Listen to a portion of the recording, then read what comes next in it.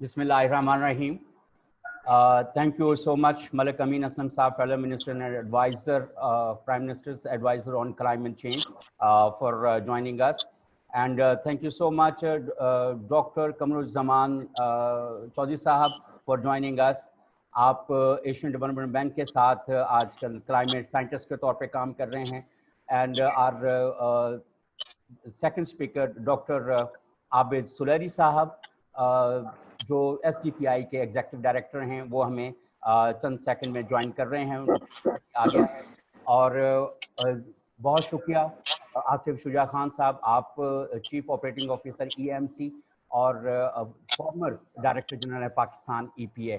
आज जो हमारा ये वेबिनार है, इसका SDG 13 climate Pakistan climate action prospects for socio economic development, आज हमारा मौजू ये है और इसके ऊपर हम बात करेंगे। सबसे पहले हमें इसके ऊपर ब्रीफ करेंगे गवर्नमेंट ऑफ पाकिस्तान के जो क्लाइमेट एक्शन है और जो स्टेप्स लिए गए हैं उसके ऊपर adviser to prime minister on climate change Malik Amin Aslam साहब, और उसके बाद डॉक्टर कमरज़मान चौधरी साहब जो हैं इसके ऊपर बात करेंगे, और फिर doctor Abid Qayyum Suleri executive director SDPI, और फिर आसिफ शुजा खान साहब आप इसके ऊपर बात करेंगे।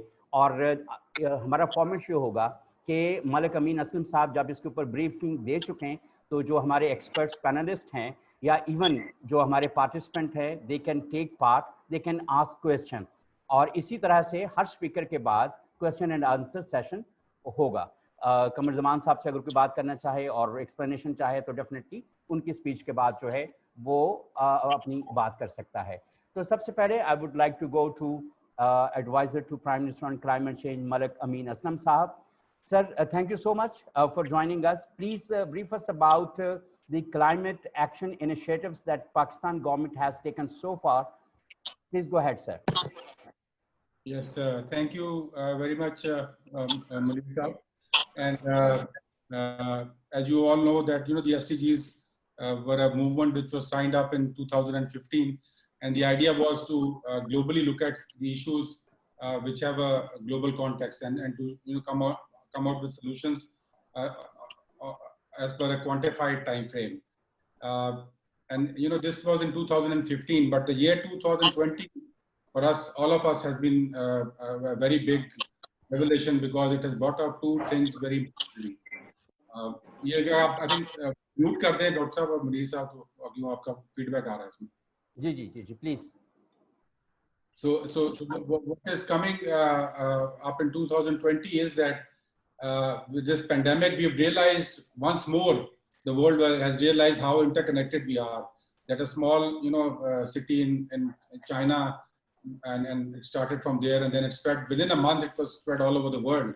So that has shown the interconnectedness of this world, which the SDG is also based upon. And the second thing it has shown is that there is an interconnection with nature also. So human health and nature are directly connected. And this pandemic, one of the root causes of that is the zoonotic, transfer from animals to humans pandemic. So, these two things have come up very strongly. And in that context, the SDGs have again attained a lot of importance. And this backdrop, I think it is very important that Pakistan, for the first time ever, has reached any SDG goal. The SDG 13 on climate action was achieved this year, whereas on the SDG 1, which is poverty reduction, we were shown to be in the right direction, but we have still not met that goal. This was a report that comes out every year. It is done by an independent panel of economists led by Mr. Jeffrey Sachs. So they take input from all the different organizations. Our ministry did not know that this is, this is being done, but they take the input from different bodies, World Bank, UNDP, FAO, whoever the country is dealing with, and also carry out their own independent assessment. So in that report, this is the first time that Pakistan has met this SDG 13, which is a matter of a lot of joy for all of us over here, because climate change is a big issue and Pakistan is very vulnerable to climate change. So a country like Pakistan, which is not a contributor to this problem, to actually go out and meet the goal is 10 years ahead of time is something to be proud of. Secondly, I think that Pakistan has also moved up on the overall SDG score since 2018, then 19, and then 20, our scores have been going up relative to ourselves. So it was, I think, 55 and then 56, and then again more than that in 2020. But the score has gone down because the pool of countries that is being ranked is larger. In 2018, it was 149 countries, and then it was 155, and then I think 166 that we are being ranked in. So the larger pool, because of the larger pool, our overall score has been going down a few notches, but the score relative to ourselves has gone up. So we are outperforming ourselves in the last 3 years. So that is also a good sign because this includes health, education, poverty reduction, and of course, climate change and environment. Now you asked the question why this has happened. Climate change, I can see the expert sitting over here. Dr. Saab is, mashallah, is an expert who knows about this. The climate change action goal looks at two main areas, I think, forestry and clean energy. And if you're doing good on both of them, because these are the two main mitigation areas for climate change. And if you're doing good on those, then you move up your score. Now, Pakistan in forestry over the last 4 years has taken major strides to the billion tree project in KP, which managed to increase the forest cover in KP by about 6%. And this was, endorsed by both the FAO reports, IUCN, WWF, World Economic Forum, Sparco in Pakistan has also given that report. So, this is all a globally validated number that I'm talking about. And this is for the last 4 years. And then we redoubled the effort to the 10 billion tree tsunami. So, we are moving in the right direction, that we have already increased the forest cover in KP. And now we are all set to increase the forest cover in the rest of the country also. So the direction has been right, and that has been recognized in this report. The other issue is energy. Now, on the energy side, we have taken a number of initiatives which have started being recognized.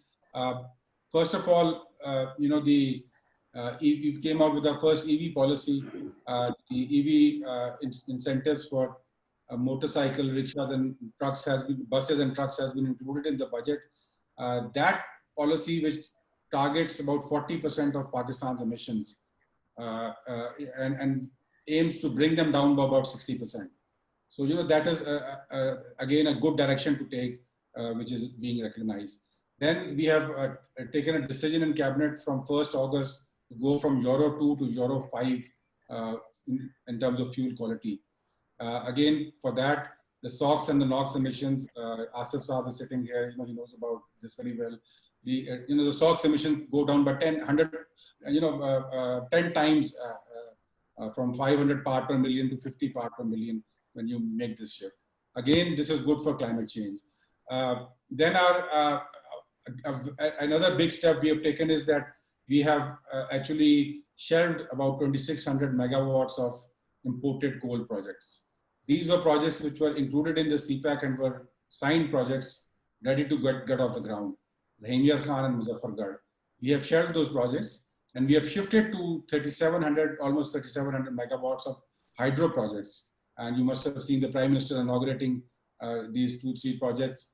These are hydro projects, indigenous coal, zero carbon. Again, good for climate change. So this is something, again, which is being recognized. Plus, on clean energy, we have a target of going to 60% of clean energy by 2025. This would include 30% coming from large hydro projects and 30% coming from renewable projects, which includes wind, solar, and small hydro. Now, on wind, again, 1,200 megawatts, which were stuck up in the last 4 years. Their financing was stuck up. The Prime Minister intervened. He got the World Bank to get over the roadblock. And this 1,200 megawatts was signed in one go about 8-9 months ago. This is in the wind corridor in Sindh. So all of these steps are steps which are going to mitigate climate change, bring us below the business as usual trajectory of our own emissions, which are very low. We are 135th in the world, but still that trajectory will come down because of these initiatives. So I think this is why on forestry and climate and clean energy, the focus that Pakistan has, not only for what we're doing now, but for the direction we want to take in the future. And this is why this recognition has come, and I think it's something to be proud of, and we hope we can keep on going on this path, and make sure we end up as a clean and green Pakistan. Thank you. Thank you very much for your initial briefing, Malik Amin Aslam Saab.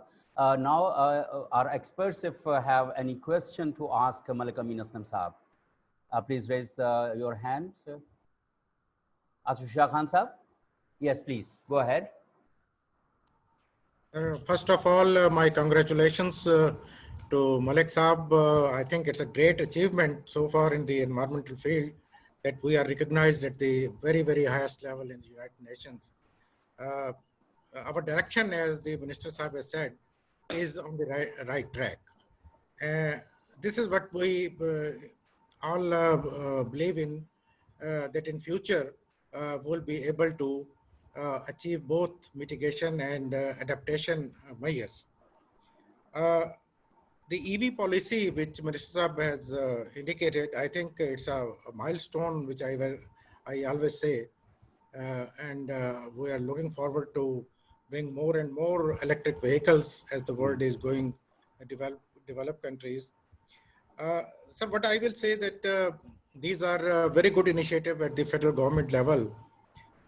Talking of the provincial governments, I think the ministry, since it has the act and the authorities in the making, if we can have some indicators for the provinces and some target sets, so that we can have overall a stock of achievements to be reported in the IND. That is my proposal, that for each province, we may have some kind of indicators and targets to the provinces. Malik Saab, would you like to respond to it, sir? Yes, I think Asif Saab has raised an important issue, and especially post 18th Amendment, this is very important. And I think we need to have provinces actually need to start having their own indicators. What we're doing in the forestry side is that because of this 10 billion tree project, which is now spread on all the provinces, we have and we are providing 50% of the financing. They are providing 50% of the financing, but the provinces are setting their own targets, which we are validating and monitoring. So they are implementing, we are monitoring. But because of that, the targets have been set in forestry, and they have been enhanced also by the provinces themselves. So I think this sort of model also is needed for the energy sector. That's a good idea. I think the provinces should be judged. In India, I know that forestry is actually a part of the National Finance Commission over there. So states that do well on forestry get a larger share amongst the NFC. So this is something that actually is part of the PTI manifesto. We had put it in the green agenda that this is what we want to do. But I think that's something that we will take up, and it is something that should be done. The only problem in that is that we had a preliminary discussion that KP has 40% of Pakistan's forest, so they get a head start because the natural forests naturally occur in KP, and it's all in one province. But I think if we can set the baselines and then use those baselines to see how much improvement each province is taking. And the other issue is obviously ecological zones. You can't grow big forests in Balochistan because of the ecology over there, even if they want to. So these are the issues, but I think the recognition and the setting of standards of targets has to be there. We have done it in forestry, and I think we should do it for clean energy also. Dr. Abid Qayyum Suleri Saab has to ask a question to the advisor Saab. Thank you. Congratulations, Sir Malik Saab. It's indeed very good news, and nation should celebrate it. Some positivity amid these testing times. उसमें सिर्फ ये है कि जब आप marathon कर रहे होते हैं लॉन्ग रेस, तो बाज़ औक़ात जो मोमेंटम को सस्टेन करना है वो एक चैलेंज बन सकता है. तो आज आपने अपने स्टैंडर्ड्स में हमने बार बहुत हाई कर दी है, तो यकीनी तौर पे आप अगले 10 साल इस बार को मेंटेन करने के लिए स्टीवर्डशिप जो है वो बहुत इंपॉर्टेंट है. And I had a suggestion कि इस वक्त आपके पास जो डेट फॉर नेचर जो डेट स्वैप हुआ है वर्ल्ड बैंक की तरफ से 130 या 180 मिलियन के करीब, तो अगर उसका कुछ कंपोनेंट जो है वो स्टीवर्डशिप की तरफ लगाया जा सके, ताकि आपकी जो सारी एफर्ट्स हैं जो पिछले टेनोर से भी अगर हम देखें 1 बिलियन सुनामी ट्री से, तो वो स्टीवर्डशिप जो है फॉरेस्टेशन की वो कंटिन्यू रह सके। क्योंकि मुझे ये डर है कि 10 साल क्या हमारे पास इतना वो मोमेंटम रहेगा कि हम इसको मेंटेन कर सकें। अल्लाह करे कि हम सस्टेन कर सकें, लेकिन उसके लिए क्या आपके जहन में क्या है? जी मलिक साहब। इसका एक आसान जवाब तो ये कि 10 साल के लिए इमरान खान रहे तो इंशाल्लाह मोमेंटम जरूर रहेगा। but I agree on another note, serious note, that this requires I would say grandfathering so that the momentum is carried. I think one of the things is that the environmental awareness in Pakistan has enhanced because of the focus that this government and especially our Prime Minister is giving to the environment. और उसकी वजह से there's a large body with civil society and especially urban supporters who want this to happen. There is a political mileage to be gained by being pro-environment in Pakistan now, which was not there 5 years back or 10 years back. And I think that has a momentum. I have my phone, and every day when I wake up, the first thing I get is फलानी जगह दरख्त काट दिया और फलानी जगह किसी ने गंद कर दिया. So I get those pictures, people from various parts of the country. So they are concerned, and this concern was missing.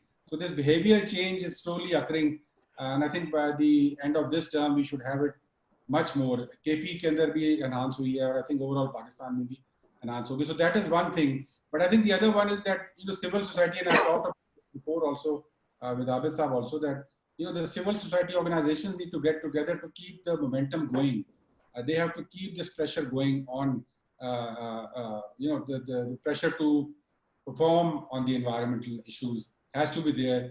Civil society has to lead it. So they have to get organized, and keep on pushing this agenda. But on the energy side, I think these projects, like the previous imported coal projects, had a 30-year time frame.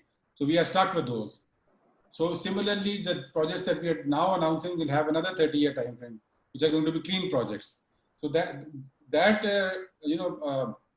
area would remain on that pathway. But on the forestry side, I think we need more. The awareness is coming, but we need, I think, more civil society and a continuous pressure on governments to keep on, carrying on this good stuff. Thank you.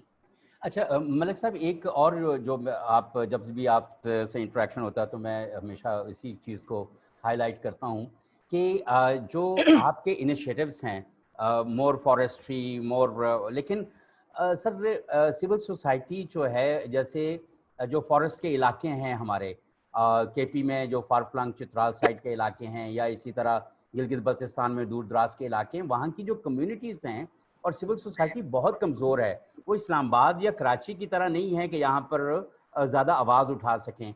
वहाँ पर sir जो massive deforestation होती है, जैसे मुख्तलिफ जगहों के ऊपर, उसका कोई तदारुक का कोई सिलसिला, कोई ऐसा कोई मैकेनिज़्म क्या हो सकता है कि ज़ाहिर है कि वो तो वहाँ की सिविल सोसाइटी तो उसको नहीं रोक सकती. ये मलिक बिल्कुल आप सही कह रहे हैं. ये जो कल प्राइम मिनिस्टर साहब कहूटा गए थे, तो उधर एक अपना ट्रांसफॉर्मेशन मॉडल दिया है, इसी चीज के ऊपर बेस्ड है वो. The model is that previously the forestry department used to lead and civil society used to get, or the communities used to get engaged with the forest. Now we want the community to lead and the forest to be aiding the community-led protection. So the protection model is that this natural forest that we visited, Masmari, Kahuta, Kokli Satya, and Kalar Saida, it's about 100 acres of natural forest, or 150 acres of Gujara forest. 1 lakh acre of natural forest and 1,50,000 acres of Gujara forest. So this 1 lakh acre we are going to turn it into blocks of 50 acres to 100 acres. And for those 100 acres, the communities who are living in those areas who already have rights within the forest. The protection of the forest from fire, and we called it the 3P strategy. So protection from fire, protection from grazing of animals, and protection from human cutting. This will be done by the community themselves. And we will be paying them, and they will be hiring the Negibans from their own community. So there will be an ownership. This is what worked in KP also. And this is the model we want for Pakistan. So we have started this in Punjab, and I think we'll be taking it to GP also very soon. And this is the only thing that can work, that the communities themselves take ownership of the natural asset, and they get a benefit from it also. Ecotourism or so, whatever. Sir इसमें एक क्या ऐसा कोई मुमकिन हो सकता है, मेरा इसमें सप्लीमेंट्री क्वेश्चन ये है कि कम्युनिटीज़ को तो ठीक है, that is community based protection of forest and that's wonderful idea.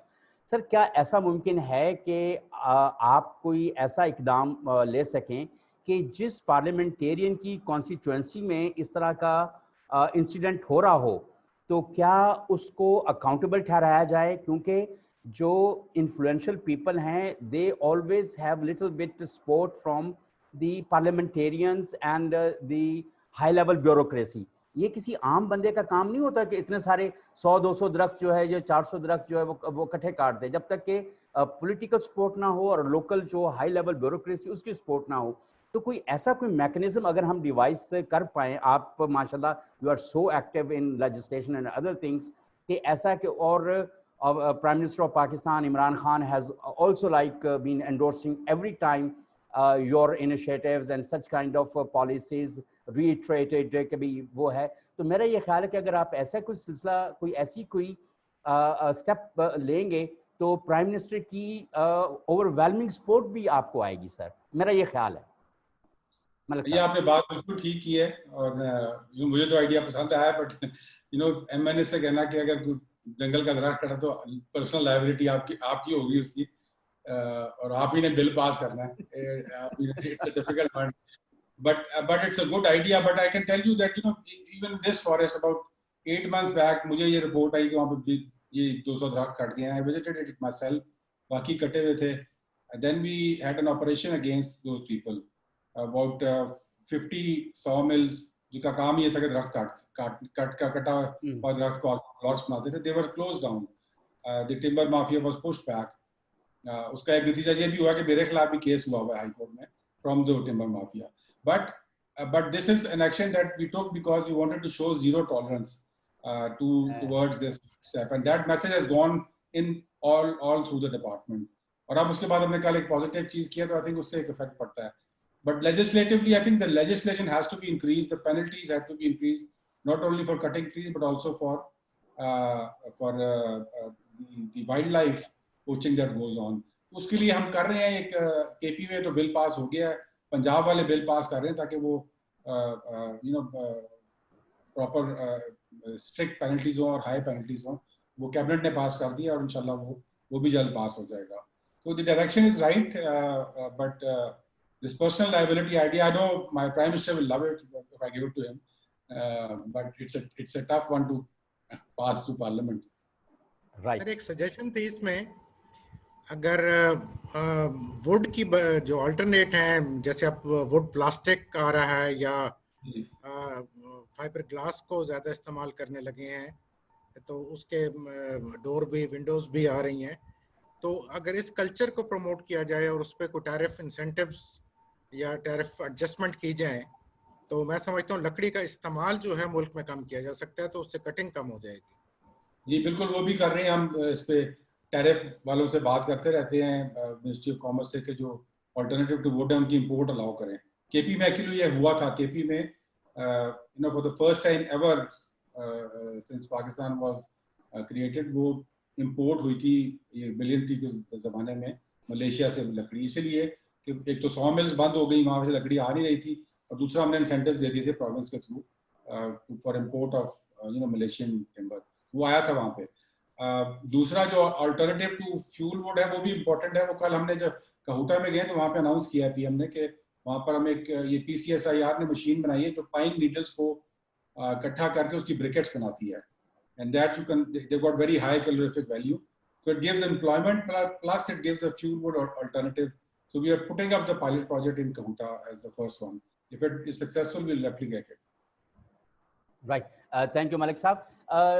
Dr. Kamruzzaman Chaudhary Saab, would you like to ask any question to the advisor Saab, please? In fact, I will not ask, but I will join others in complementing the role of Malik Amin Aslam Saab. And actually, we all know that the climate change is a big challenge. Right. And the climate change is much bigger challenge than this coronavirus.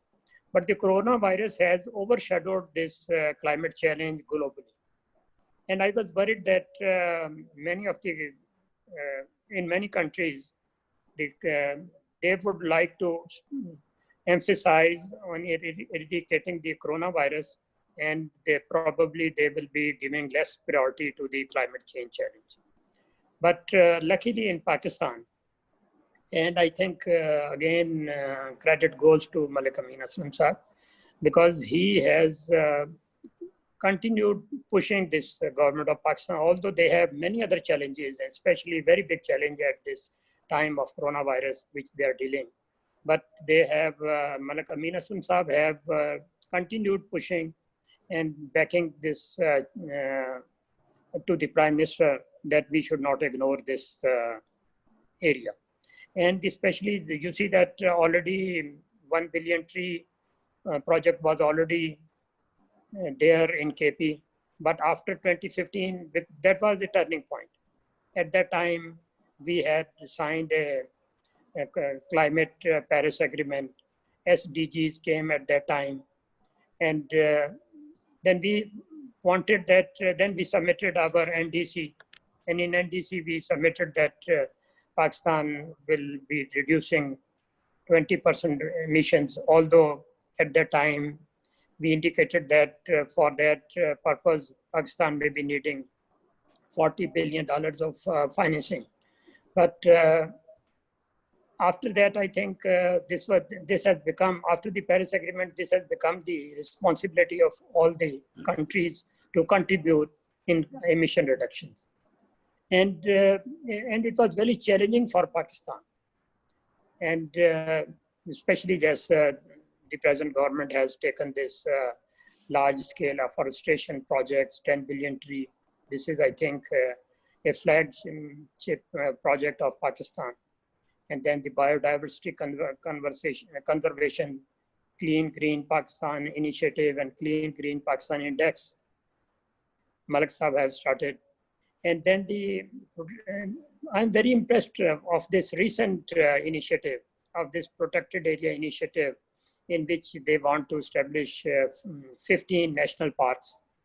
And I was happy to see that the community involvement in this project, they have, and probably they have indicated that, because they will be the one who will be, in fact, implementing that or maintaining that, and community will be getting the benefits of that, and then the job opportunities will also be created for that. And then I think another good project is the establishment of Eco Restoration Fund. And hopefully that will also be achieved. And I think, although I think not very concerned to this initiative, to this today's talk, but Ministry of Climate Change is already trying to develop the climate change gender action plan with the help of IUCN, and I am also helping the IUCN. And there are many other initiatives in the country which are going on. Normally, we hardly heard about that ADB initiative for arranging this in Balochistan, climate resilient water resources management. So they are doing that. So there are many initiatives which are already undergoing. So I think most important is that as Malik Sahab have gave a simple answer, that if we want to continue it, if we want to sustain this, we need to put Imran Khan for another 10 years. I think that's true. And I will say that not only Imran Khan, Malik Sahab should also continue with him. So because he is the source behind all this, or who is keeping this government's attention to this challenge. Because the climate change is a challenge which I think if we will not handle it, it will be much bigger challenge than this coronavirus. So I think we should continue to see, but another important in the mitigation area, as it's been indicated by Malik Sahab, that the government of Pakistan has just recently approved this electric vehicle policy. So that will be, I think, a very good initiative if it continued with this speed with which it has started, I think Malik Saab need to be continue to be pushing on this. And then I was also very happy to see the yesterday hydropower projects, emphasis of the government on the hydropower projects and wind power project.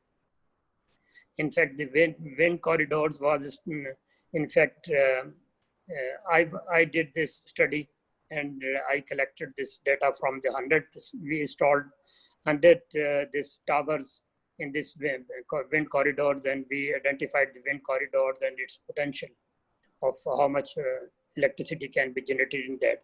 So, and I think if the Ministry of Climate Change is pushing for that also, that I think is a very good initiative.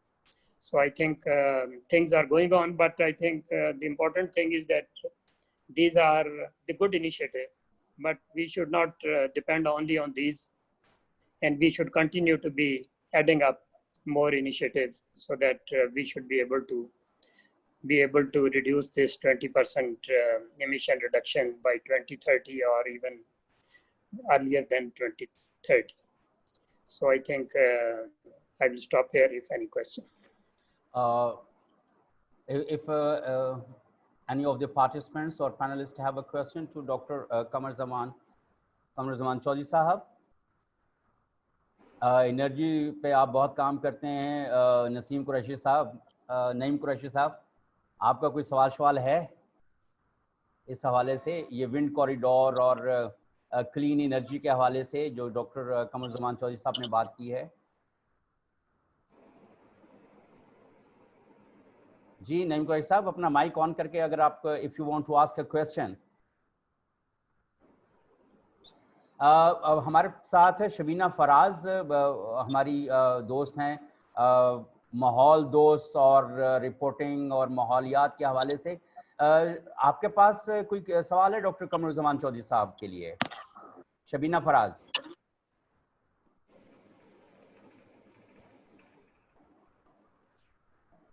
Shabina Faraz, mic on करें। जी जी चौधरी साहब के लिए तो नहीं, मलिक साहब के लिए एक सजेशन थी मेरी। जी जी जी, अगर आप इजाजत दें तो मैं अर्ज करूं। मैं शबीना फराज मेरा नाम है और मैं तकरीबन 22 साल से एनवायरनमेंट के लिखती हूँ। IUCN का जो मैगजीन है जरीदा, उसके एडिटर भी हूँ और मेरा सारा काम एनवायरनमेंट पे। आजकल भी मैं BBC उर्दू, डॉन उर्दू और थर्ड पोल के लिए लिखती हूँ।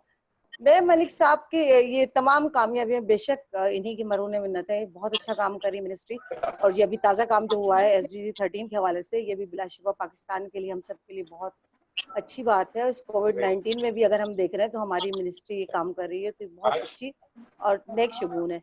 मैं सिर्फ ये कहना चाहती हूँ कि जैसे पाकिस्तान में इस वक्त माशाल्लाह से प्लांटेशन के हवाले से बहुत शऊर और आगाही फैल गई है। जब भी बात होती है ये बिलियन ट्री सुनामी की, और जब भी कोई मुहिम चलती है तो सारे लोग हिस्सा लेते हैं। सोशल मीडिया के वजह से सब अपनी तस्वीरें भी शेयर करते हैं। मैं थोड़ा सा चाहती हूँ कि इसमें ये भी ऐड कर लिया जाए कि पुराने दरख्त को बचाना भी इतना ही जरूरी है, क्योंकि हमारा सारा बयानिया ये हो गया है कि हम दरख्त नए लगा लें, लेकिन पुरानों का जो भी होता रहता है वो आम लोगों में उसका शऊर नहीं है। मैं ये नहीं कह रही कि मलिक साहब या इनकी मिनिस्ट्री उस हवाले से काम नहीं करती। मेरे पास बेशुमार लोग, जो वो लोग ये समझते हैं अगर मैं शायद एनवायरनमेंट पे लिखती हूँ तो शायद मैं कुछ कर भी सकती हूँ, तो वो मुझे इतनी तस्वीरें भेजते हैं हरामोश की, कुमराट के पुराने जंगलों की, जहाँ ढेरों दरख्त कट रहे हैं। इवन कि कराची में हम कुछ नहीं कर सकते इतनी आवाज उठाने के सिवा। और नए दरख्त लगाना बेशक अच्छी बात है, लेकिन आप यकीन कीजिए कि बेशुमार दरख्त सिर्फ कागजों पे लगते हैं। अगर सिर्फ मैं आपको 5 साल का रिकॉर्ड पेश करूं, कराची में जितने करोड़ों दरख्त लगा दिए गए कागजों पे, अगर सचमुच इतने लग जाते तो कराची में चलने के लिए भी जगह नहीं बढ़ती। तो मैं ये सिर्फ चाहती हूँ कि पुराने दरख्त बचाने के लिए भी एक जुमला जरूर शामिल किया जाए। अच्छा, बड़ी मेहरबानी आपकी शबीना फराज, आपका पॉइंट हम तक पहुंच गया।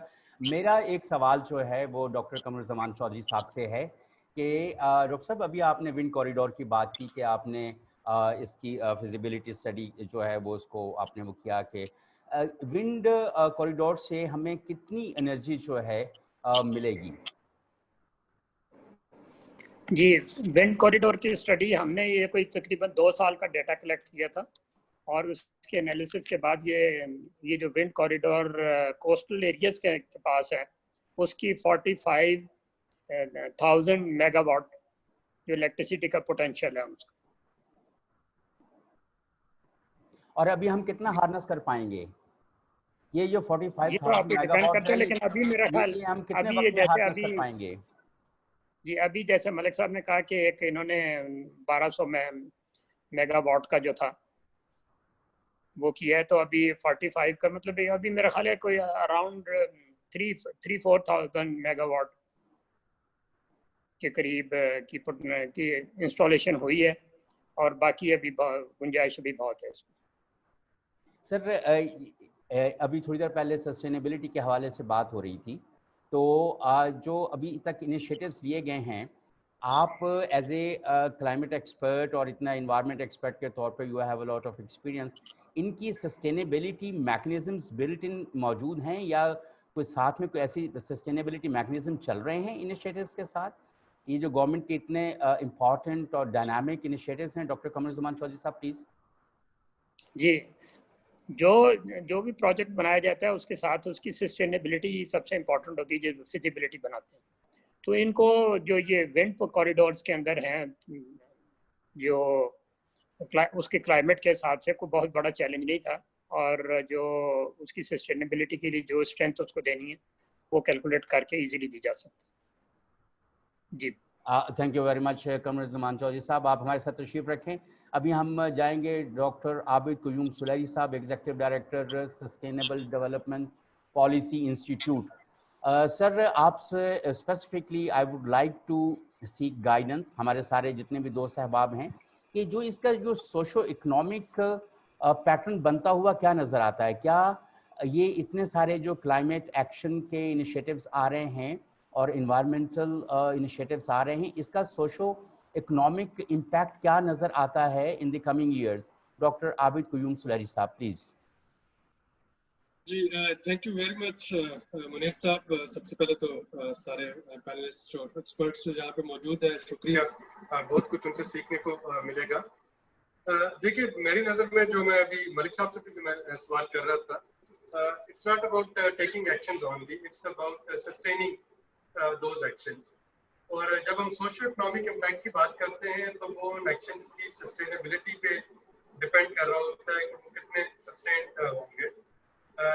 जैसे यूरो 2 से यूरो 5 पे जाना जो है वो एक इंतहाई पॉजिटिव स्टेप है, लेकिन उसके साथ हमें ये भी देखना है कि क्या हम अपनी रिफाइनरीज और जो अपने जो ऑयल मार्केटिंग कंपनीज हैं, जिन्होंने आपने देखा कि पिछले 2 महीने में किस तरीके से हुकूमत को ब्लैकमेल किया और सार्फिन को एक्सप्लॉइट किया, तो क्या हम उनसे ये इंश्योर करवा सकेंगे कि मैं जो डीजल या पेट्रोल अपनी गाड़ी के लिए लेता हूँ वो वाकईतन वो यूरो 5 की जो रिक्वायरमेंट है उनको मीट कर रहा है या उनको मीट नहीं कर रहा?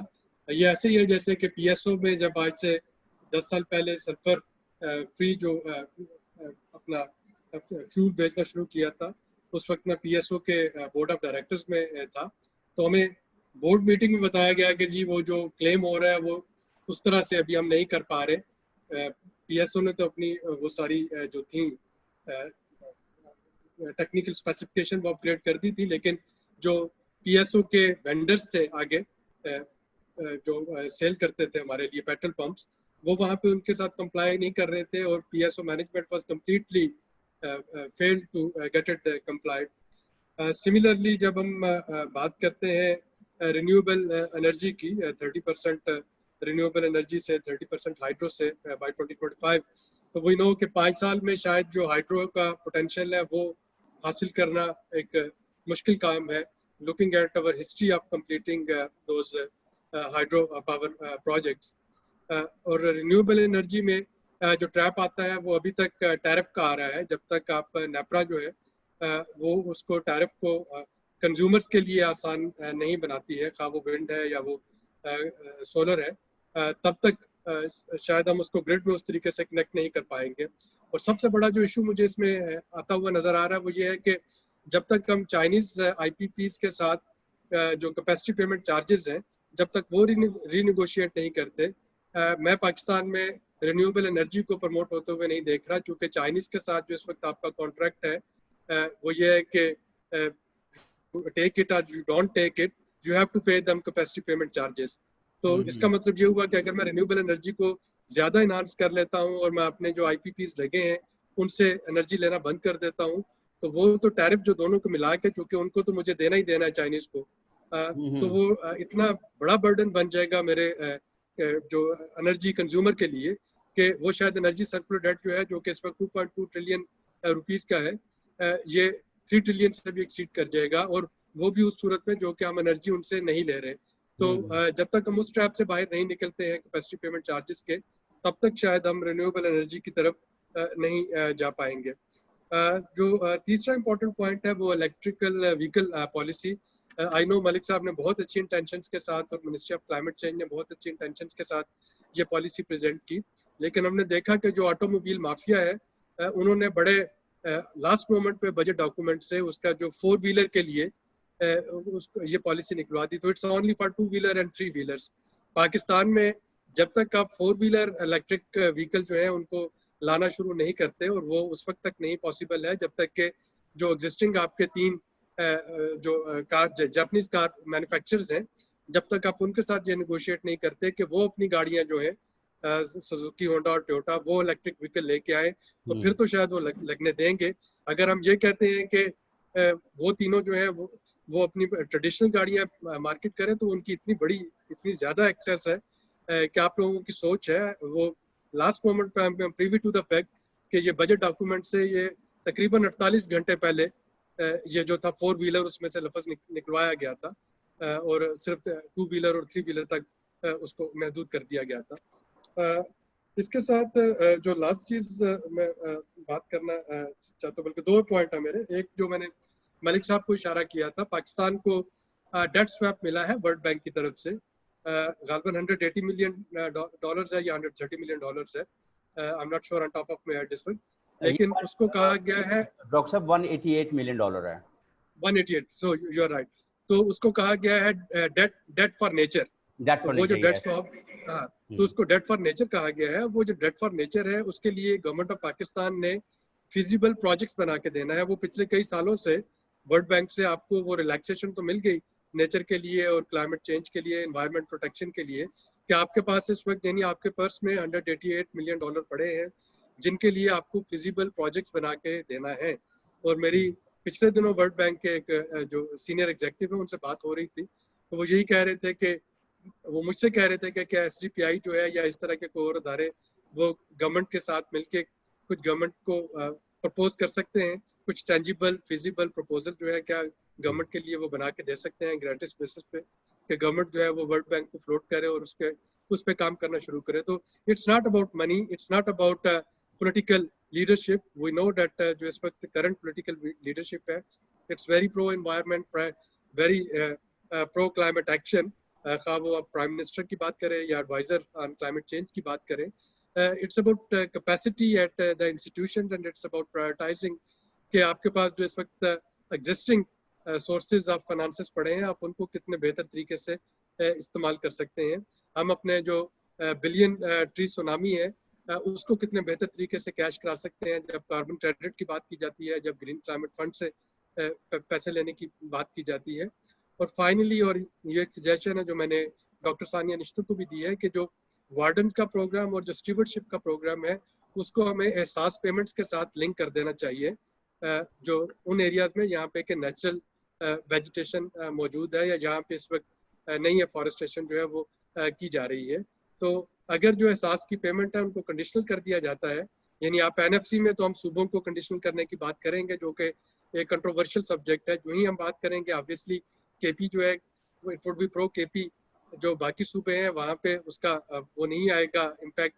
तो बाकी तीनों सूबे इंक्लूडिंग पंजाब इस किस्म की किसी भी अमेंडमेंट पे मुखालिफ हो जाएंगे कि इसको एक क्राइटेरिया बना दिया जाए for allocation of resources in NFCs। लेकिन जो इस वक्त हम 230 बिलियन रुपए इस साल हमने एहसास प्रोग्राम के लिए एलोकेट किए हैं, अगर हम उनको उनमें से कुछ पैसों को कंडीशनल कर देते हैं उन एरियाज के लिए यहाँ पे फॉरेस्टेशन हो रही है, कि ये आपका बेंचमार्क है, जो लोग इस बेंचमार्क को पूरा करेंगे, आप इसको इंडिविजुअल बनाने के बजाय कम्युनिटीज के लिए करते हैं, उसको यूनियन काउंसिल लेवल पे कर दें, किसी भी लेवल पे करते हैं, तो उनको ये पैसे जो हैं वो मिल रहे होंगे। तो हुकूमत को पैसे तो देना है, कोविड के 1 साल में अभी सोशल प्रोटेक्शन पे, तो आई थिंक उन पैसों को थोड़ा सा हम कंडीशनल कर सकते हैं. तो coming back to socio economic impact, again in theory, in policies we have excellent ideas. अब असल चीज जो है, how to bridge that policy practice gap, और इस पॉलिसी प्रैक्टिस गैप को अब हमें मैच करने के लिए, in order to secure the right kind of socio economic impact, थोड़ा सा हमें इससे आगे जाना होगा प्रोजेक्ट इनागुरेशन से, और ग्रास जो रूट रियलिटीज हैं उनको सामने रखते हुए शायद थोड़ा इनोवेटिव होकर सोचना पड़ेगा कि हम इसका फायदा कैसे उठा सकते. I'll stop here. Thank you. Thank you very much, Dr. Abid Qayyum Surari Sahab. Before I go to our experts and panel and other participants to ask you questions, I have two questions. First, आपने कहा कि इसको एहसास programme के साथ वो कर दें, और फिर आपने कहा कि कुछ सूबों को इसके ऊपर ऑब्जर्वेशन भी हो सकती है, कोई रिजर्वेशन भी हो सकती है. मुझे सिर्फ इसका जो मैकेनिज्म है उसको थोड़ा सा, जो हमारे इतने एक्सपर्ट्स बैठे हैं और पार्टिसिपेंट्स हैं, उनकी अंडरस्टैंडिंग के लिए कि जो मॉडल, यो मैकेनिज्म आप सोच रहे हैं वो कैसे होगा और इसका सूबों को क्या बेनिफिट कैसे होगा, क्योंकि जब तक सूबों को बेनिफिट नहीं होगा they will not take any action on it. जी डॉक्टर साहब.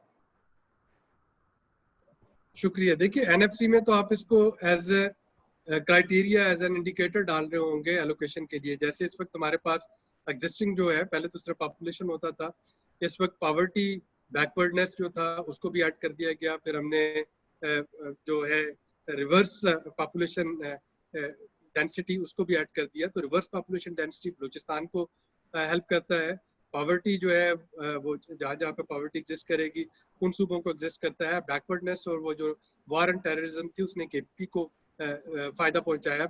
आज अगर मैं अपने एनएफसी में अमेंडमेंट के लिए जाता हूँ और मैं कहता हूँ कि जी जो 10th एनएफसी अवार्ड है उसमें सूबों को फंड्स एलोकेट करने के लिए एक नया क्राइटेरिया डाल देते हैं कि जिस सूबे में जंगल ज्यादा होंगे, जिस सूबे में जंगल को प्रोटेक्ट ज्यादा किया जाएगा, उसको X percentage, whatever the percentage we propose, वो पैसे ज्यादा मिलेंगे. तो डेफिनेटली वो पैसे कटेंगे किसके? वो पैसे पंजाब के कटेंगे और वो पैसे सिंध के कटेंगे. इस वक्त जो लार्ज टू रेसिपिएंट्स हैं वो तो by virtue of their population वो तो पंजाब और सिंध है.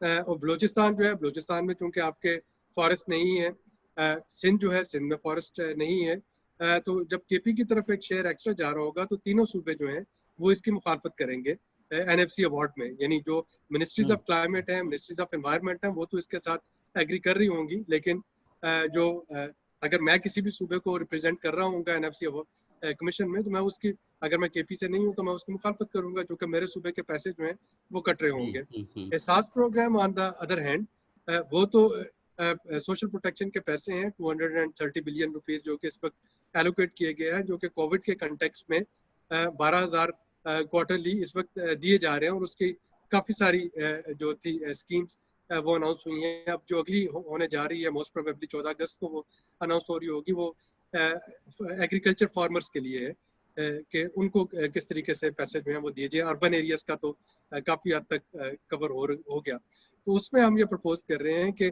अगर आप ये अपने जो वार्डन्स जो अपॉइंट कर रहे हैं या जो जंगलात को बचाने की बात की जा रही है, तो अगर कुछ पेमेंट जो है, यानी not for the warden but for the needy house holds, के अगर उनके घर के आसपास पे कहीं पे कोई पनीरी लगाई जाती है, कोई कलम लगाई जाती है, फॉरेस्टेशन होती है, तो इंडिविजुअल लेवल पे तो एट्रीब्यूट करना मुश्किल हो जाएगा. लेकिन अगर आप उसको यूनियन काउंसिल लेवल पे या किसी भी सब यूनिट लेवल पे ले लेते हैं क्यूमुलेटिव टारगेट कि जी अगर यहाँ पे प्रोटेक्शन मिलती है तो इन लोगों को ये एडिशनल पैसे जो हैं वो दिए जा रहे होंगे, तो that would be an added incentive for local communities to take care of their forest and take care of their plants, and that would in that way provinces would have no problem to it, क्योंकि उनके लिए जो provincial allocation है वो तो already हो चुकी है कि एहसास प्रोग्राम में से किस सूबे को कितने पैसे जा रहे हो.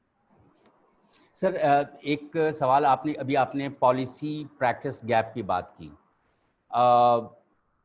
फिर आपने ग्रास रूट लेवल की भी बात की. पॉलिसी प्रैक्टिस गैप से आपकी क्या मुराद है? कौन से ख़ास पॉइंट्स हैं, यानी what are the specific points in policy practice gap that you identify? देखिए, पॉलिसी प्रैक्टिस गैप में जो मेजर इशू इस वक्त आ रहा है, and as you know, I was part of this judicial commission जो लाहौर हाई कोर्ट ने बनाया था क्लाइमेट चेंज इम्प्लीमेंटेशन के लिए, उसमें जो हमें सबसे इम्पोर्टेंट चीज देखने को मिली थी वो ये थी कि by way of policies, by way of on paper we have excellent policies and on paper we have excellent mechanisms. आप किसी भी चीज को उठा के देख ले, ना तो उसके लिए हमारे पास लॉस की कमी है, ना उसके लिए हमारे पास पॉलिसीज की कमी है। जो प्रॉब्लम आती है वो आ रही है इस वक्त आपके प्रैक्टिकल लेवल पे जिन चीज़ों को हमने इम्प्लीमेंट करवाना है। तो ministry of climate change by virtue of being a federal ministry, of course इसका मैंडेट नहीं होगा कि सूबों में जाके वो महकमा जंगलात को या वो अर्बन प्लानिंग वालों को या इरिगेशन वालों को या एग्रीकल्चर को, इन केस ऑफ पंजाब जो फार्म फॉरेस्ट्री, तो वहाँ पे जाके अपनी चीज़ें इम्प्लीमेंट करवा सके। तो जिन जगहों पे ये इनको इम्प्लीमेंट होना है उसके लिए आपके पास हॉरिजेंटल और वर्टिकल एक कोऑर्डिनेशन का मैकेनिज्म जब तक नहीं बन पाएगा, we will have excellent laws and we will have excellent policies. लेकिन जिन लोगों को ये इम्प्लीमेंट करना, और फिर जो इस वक्त एक और इम्पोर्टेंट वैक्यूम आ रहा है, that is absence of local government. तो जब आपके पास लोकल गवर्नमेंट नहीं है, अगेन जो चीज़ मैं इस वक्त एहसास के जरिए यूनियन काउंसिल लेवल पे अगर करवाना चाह रहा हूँ या तहसील लेवल पे करवाना चाह रहा हूँ, तो उसके लिए मेरे पास एक यूनियन काउंसिल लोकल गवर्नमेंट का होना बहुत ज़रूरी है। अगर मैं डिप्टी कमिश्नर पर छोड़ दूंगा तो डिप्टी कमिश्नर के पास 1000 और काम है करने वाले, तो वो तो इतनी पेन नहीं लेगा कि वो सारा कुछ करे।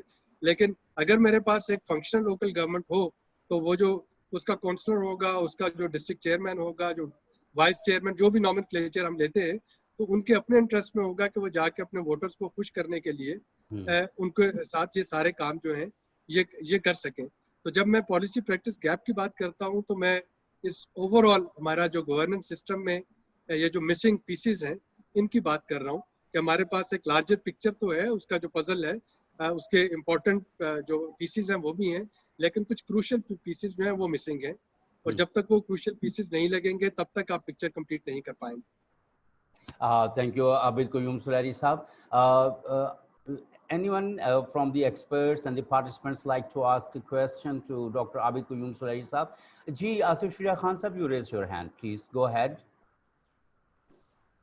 पाकिस्तान की इकोनॉमी जो है वो डॉक्टर साहब के बिल्कुल है, और जो इंडिकेटर्स इस वक्त हमारे हैं वो भी आप सब अच्छी तरह जानते हैं, आप टास्क फोर्स में भी हैं। डॉक्टर साहब ये बताइए कि इस वक्त जो कोविड की वजह से है या हमारी अपनी इनएफिशिएंसीज की वजह से जो हमारे इंडिकेटर्स नीचे जा रहे हैं, जैसे हमारा जीडीपी की ग्रोथ जो है वो हम एक्सपेक्ट कर रहे हैं अभी भी नेगेटिव है, और अगले साल में हम तो पॉजिटिव कह रहे हैं कि जी 1.2% या 2% जो है वो पॉजिटिव जाएगी, लेकिन जो बाकी इदारे हैं IMF वगैरह तो ये कह रहे हैं कि ये अगला साल भी आपके लिए बड़ा टफ है और हो सकता है इकोनॉमी हमारी नेगेटिव में जाए। अब Pakistan already human development index में 152 पर खड़ा है, और इस इकोनॉमी के साथ क्या ह्यूमन इंडेक्स इम्प्रूव हो सकता है हमारा? मेरा ये क्वेश्चन है आपसे। थैंक यू आसिफ साहब। जी डॉक्टर साहब। जी thank you. I think there is a good news in it and there is a bad news. Bad news first ये है कि आई डाउट जो नंबर्स हमने इस वक्त प्रेजेंट किए हैं, इस वक्त चूँकि IMF के साथ नेगोशिएशन चल रही थी, मिनिस्ट्री ऑफ फाइनेंस का जो फिस्कल डेफिसिट का टारगेट हम IMF को दिया था वो 10% ऑफ GDP था, लेकिन IMF ने उसको 7% पे करवाया, ये कह के कि सितंबर में रिव्यू करेंगे, जो हमारा सेकंड और थर्ड रिव्यू इस वक्त पेंडिंग है। उन्होंने कहा कि जी सितंबर में देखेंगे कि आपके यहाँ कोविड की और लोकस की सिचुएशन क्या बनती है, अगर खुदा न खास्ता ये खराब होती है तो इसको रिव्यू कर लिया जाएगा डाउनवर्ड डिवीजन। अगर ये अल्लाह करे कि बिजनेस एज नॉर्मल रहता है, जैसे आजकल चल रहा है कोई 2000 cases less than 100 deaths per day, तो फिर उनका ख्याल था कि फिर आप स्मार्ट लॉकडाउन करते हुए अपनी इकोनॉमी को थोड़ा बहुत चला सकते हैं। एंड इन दैट केस उन्होंने 7.1% फिस्कल डेफिसिट टारगेट रखवाया, जो कि अगेन नहीं होगा अगर ये बेस्ट केस सिनेरियो भी बन जाता है आज वाला, क्योंकि पिछले साल को अगर हम देखें जिसमें कि कोविड ने सिर्फ 3 महीने के लिए हिट किया, लोकस नहीं था, तो हमारा जो फिस्कल डेफिसिट है वो 9.8% पे खड़ा है। और अगर ये 3 महीने के, और वो पहले 9 महीने के फिगर्स हैं, अगर आप बाकी 3 महीने के फिगर जिसमें लोकस भी आ गया था वो ऐड कर लें, तो जो एग्रीकल्चर जिसने पॉजिटिव ग्रोथ दिखाई थी वो भी नंबर्स नीचे आएंगे, और ये शायद हम 10% को टच कर रहे होंगे 29-20 का रिवाइज जो हमारे पास फिस्कल डेफिसिट आएगा। तो अकॉर्डिंगली ये 2021 का जो फिस्कल डेफिसिट है ये मेरे ख्याल में 10% से ऊपर जाएगा। इसमें जो जीडीपी ग्रोथ की हम बात कर रहे हैं ये भी हम नहीं हासिल कर पाएंगे। लेकिन इसमें जो गुड न्यूज़ है वो ये है कि कोविड ने, लोकस्ट ने आपको एक चीज़ सिखा दी बाकी दुनिया की तरह, वो ये है कि वो ममालिक जो कि अपने सोशल सेक्टर पे इन्वेस्ट नहीं कर रहे थे वो बुरी तरीके से एक्सपोज हो गए हैं। खा वो अमेरिका है यहाँ पे कि हेल्थ सिस्टम सारा का सारा प्राइवेट इंश्योरेंस पे रिलाई कर रहा था और इंश्योरेंस कंपनीज जो थी उन्होंने पैंडेमिक को इंश्योर नहीं किया हुआ था, अब उसकी इंश्योरेंस होना शुरू हुई है। और खा वो पाकिस्तान था यहाँ पे कि हम अपने पब्लिक हेल्थ सिस्टम को उस तरीके से हमने इंफ्रास्ट्रक्चर को स्ट्रेंथन नहीं किया था। तो एक चीज़ तो ये है कि आने वाले कुछ सालों में यकीनी तौर पे हेल्थ जो है उस पर फोकस रहेगा। लोकस का आपके पास अगले 2 हफ्तों में लोकस स्वार्म जो है वो सोमालिया से आने शुरू हो जाएंगे। इस वक्त कीनिया और इथियोपिया के सारे स्वार्म सोमालिया में इकट्ठे हो रहे हैं और ड्यू टू विंड डायरेक्शन, पहले तो ये सोचा जा रहा था कि उनको आने में शायद 1 हफ्ता लगेगा, इस वक्त ड्यू टू विंड डायरेक्शन ये जब भी वो वहाँ से चलते हैं तो ये 2 से 3 दिन में पाकिस्तान पहुँच जाएंगे और फिर वो इंडिया तक जाएंगे। Due to rain in deserts यहाँ पे उनको विंटर ब्रीडिंग के लिए रुकने का पिछले साल की तरह बड़ा अच्छा मौका मिल जाएगा। तो ये लोकस का जो अटैक है और ये कोविड का, ये कम से कम हमारे सोशल सेक्टर को रडार पे ले आएगा। तो इस वक्त फेडरल गवर्नमेंट जो है वो भी एग्रीकल्चर, यानी एग्रीकल्चर फेडरल गवर्नमेंट का डायरेक्ट मैंडेट नहीं, लेकिन एज ए सेट के 14 अगस्त को प्राइम मिनिस्टर जो है वो एग्रीकल्चर पे आप देखेंगे कि काफ़ी सारे नए इनिशिएटिव्स अनाउंस करने जा रहे होंगे, पॉलिसी इनिशिएटिव्स। तो एग्रीकल्चर जो है वो इस वक्त फोकस ऑफ अटेंशन बन गया है, हेल्थ जो है वो फोकस ऑफ अटेंशन बन गया है, सोशल प्रोटेक्शन जो है वो फोकस ऑफ अटेंशन बन गया है। सोशल प्रोटेक्शन में जो एक अच्छी चीज़ होने जा रही है वो ये है कि इस वक्त चंद कुछ डिस्ट्रिक्ट्स में यूनिवर्सल सोशल प्रोटेक्शन को अडॉप्ट करने की बात की जा रही है। तो हमारी जो सजेशन है कि चूंकि टारगेटिंग मुश्किल है इनफॉर्मल इकोनॉमी में, अनडॉक्यूमेंटेड इकोनॉमी में, तो बलूचिस्तान के कुछ बैकवर्ड डिस्ट्रिक्ट और जो फार्मर फाटा के कुछ डिस्ट्रिक्ट्स हैं वहाँ पे 100% लोगों को हेल्थ और अनएम्प्लॉयमेंट पे कुछ सोशल प्रोटेक्शन दी जाए, जस्ट लाइक बाकी पूरी दुनिया में होता है। This is also one of our SDG goals जो कि हमें पूरा करना है। तो अगर हम वो करने में, पायलट करने में कामयाब हो जाते हैं तो फिर यकीनी तौर पे आने वाले चंद सालों तक ये चीज़ें मुश्किल नहीं रहेंगी। इसके लिए पैसे कहाँ से आएंगे? पैसे एक कोविड मार्शल प्लान की बात की जा रही है। परसों ही IMF का जो इस पे पॉलिसी स्टेटमेंट है, they want the countries for tightening their belt too early. तो उनका कहना है कि जी आपने पिछले चंद महीनों में जो फिस्कल ईजिंग की थी, जिस तरीके से पैसे डोल आउट किए थे, इट्स नॉट द टाइम कि आप एकदम से बेल्ट अपने टाइट करना शुरू कर दे। तो कर्ज की मैं हम पिछले 70 साल से पी रहे थे वो हमें मजीद मिलती रहेगी, लेकिन इस वक्त वो कंडीशनल हो जाएगी कि आप उससे एनर्जी सर्कुलर डेट को नहीं पे कर सकेंगे, आप उससे loss making public sector enterprises को लॉस जो है वो बेयर नहीं कर सकेंगे। इस साल उन्होंने पेज एंड पेंशन भी नहीं बढ़ाने दी, तो उन्होंने कहा कि ये भी नॉन प्रोडक्टिव एक्सपेंस है। हाँ, आप हेल्थ पे जितना मर्जी खर्च कर लें, सोशल प्रोटेक्शन पे जितना मर्जी खर्च कर लें, एग्रीकल्चर पे जितना मर्जी खर्च कर लें, तो ये मेरे नज़दीक एक अच्छी साइन है कि ठीक है, अगर कर्जा आना ही है तो वो कम से कम प्रोडक्टिव जगह पे लगे, बजाय इसके कि हम उससे सफेद हाथी पालते रहें। Thank you very much, Dr. Abdul Qayyum Sulaiman Saab. Any more question for Dr. Saab? No. Thank you very much, Dr. Abdul Qayyum Sulaiman Saab. Wonderful. और आप हमेशा हमारे लिए source of inspiration और learning रहते हैं. Now I would like to go to Asif Shuja Khan Sahab. Asif Shuja Khan Sahab, आप जो overall पाकिस्तान का climate action है, इन इनिशिएटिव्स को कैसे देखते हैं और क्या समझते हैं कैसे ये हमारी जो ज़िंदगी है उसके ऊपर असरअंदाज होंगे और कैसे these green initiatives would be contributing to socio-economic conditions in Pakistan. Asif Shah Khan. Thank you very much जी। मैं इसको कोरिलेट भी करूंगा SDG 13 के साथ भी। SDG 13 जो इस वक्त हमारे सामने है, इसमें एक तो हमने रीइंफोर्स अडॉप्टिव कैपेसिटी अपनी बढ़ानी थी, फिर रेजिलियंस टू नेचुरल डिजास्टर वो इसका एक कंपोनेंट है। तीसरा इसने इम्प्रूव करना था अवेयरनेस, एजुकेशन, इंस्टीट्यूशंस को स्ट्रेंथनिंग करनी और ह्यूमन कैपेसिटी बढ़ाना, मिटिगेशन के लिए भी, एडाप्टेशन के लिए भी, और फाइनली था फंड। अब इन सब का ताल्लुक हमारी ज़िंदगी के साथ भी है और इन सब का ताल्लुक हमारे क्लाइमेट चेंज पॉलिसी के साथ है, जो यहाँ पर ऑथर इस वक्त डॉक्टर कमर चौधरी साहब बैठे हुए हैं। इन्होंने उस वक्त की विजन इसके अंदर डाली हुई है और मैं समझता हूँ कि बड़ी कम्प्रिहेंसिव पॉलिसी जो है वो हमारे हाथ में है, जिसको हम लेकर आगे चल सकते हैं। अनफॉर्चुनेटली क्लाइमेट चेंज पॉलिसी को हमारी गवर्नमेंट की तरफ से वो पजीराई नहीं मिल रही जो कि होनी चाहिए थी, कि ये पॉलिसी सूबों तक जो है वो सही मानों में उस पर इम्प्लीमेंटेशन जो है वो नहीं हो रही। प्रोविंशियल पॉलिसीज बनानी थी, उसके लिए कोई मैकेनिज्म नहीं है कि वो एक टेबल पर बैठकर फेडरल पॉलिसी के साथ उसको देखें कि कंपैटिबिलिटी बनती है या नहीं बनती, और फिर वही उसी तरह प्रोविंशियल स्ट्रेटजीज बने और उसके जो अहदाफ हैं उनको हम हासिल करें। अभी हमारा असल में प्रॉब्लम ये बना है कि 18th अमेंडमेंट तो बाकी पोल्यूशन कंट्रोल और इकोलॉजी के लिए है, लेकिन जो क्लाइमेट चेंज का सब्जेक्ट है वो फेडरल है।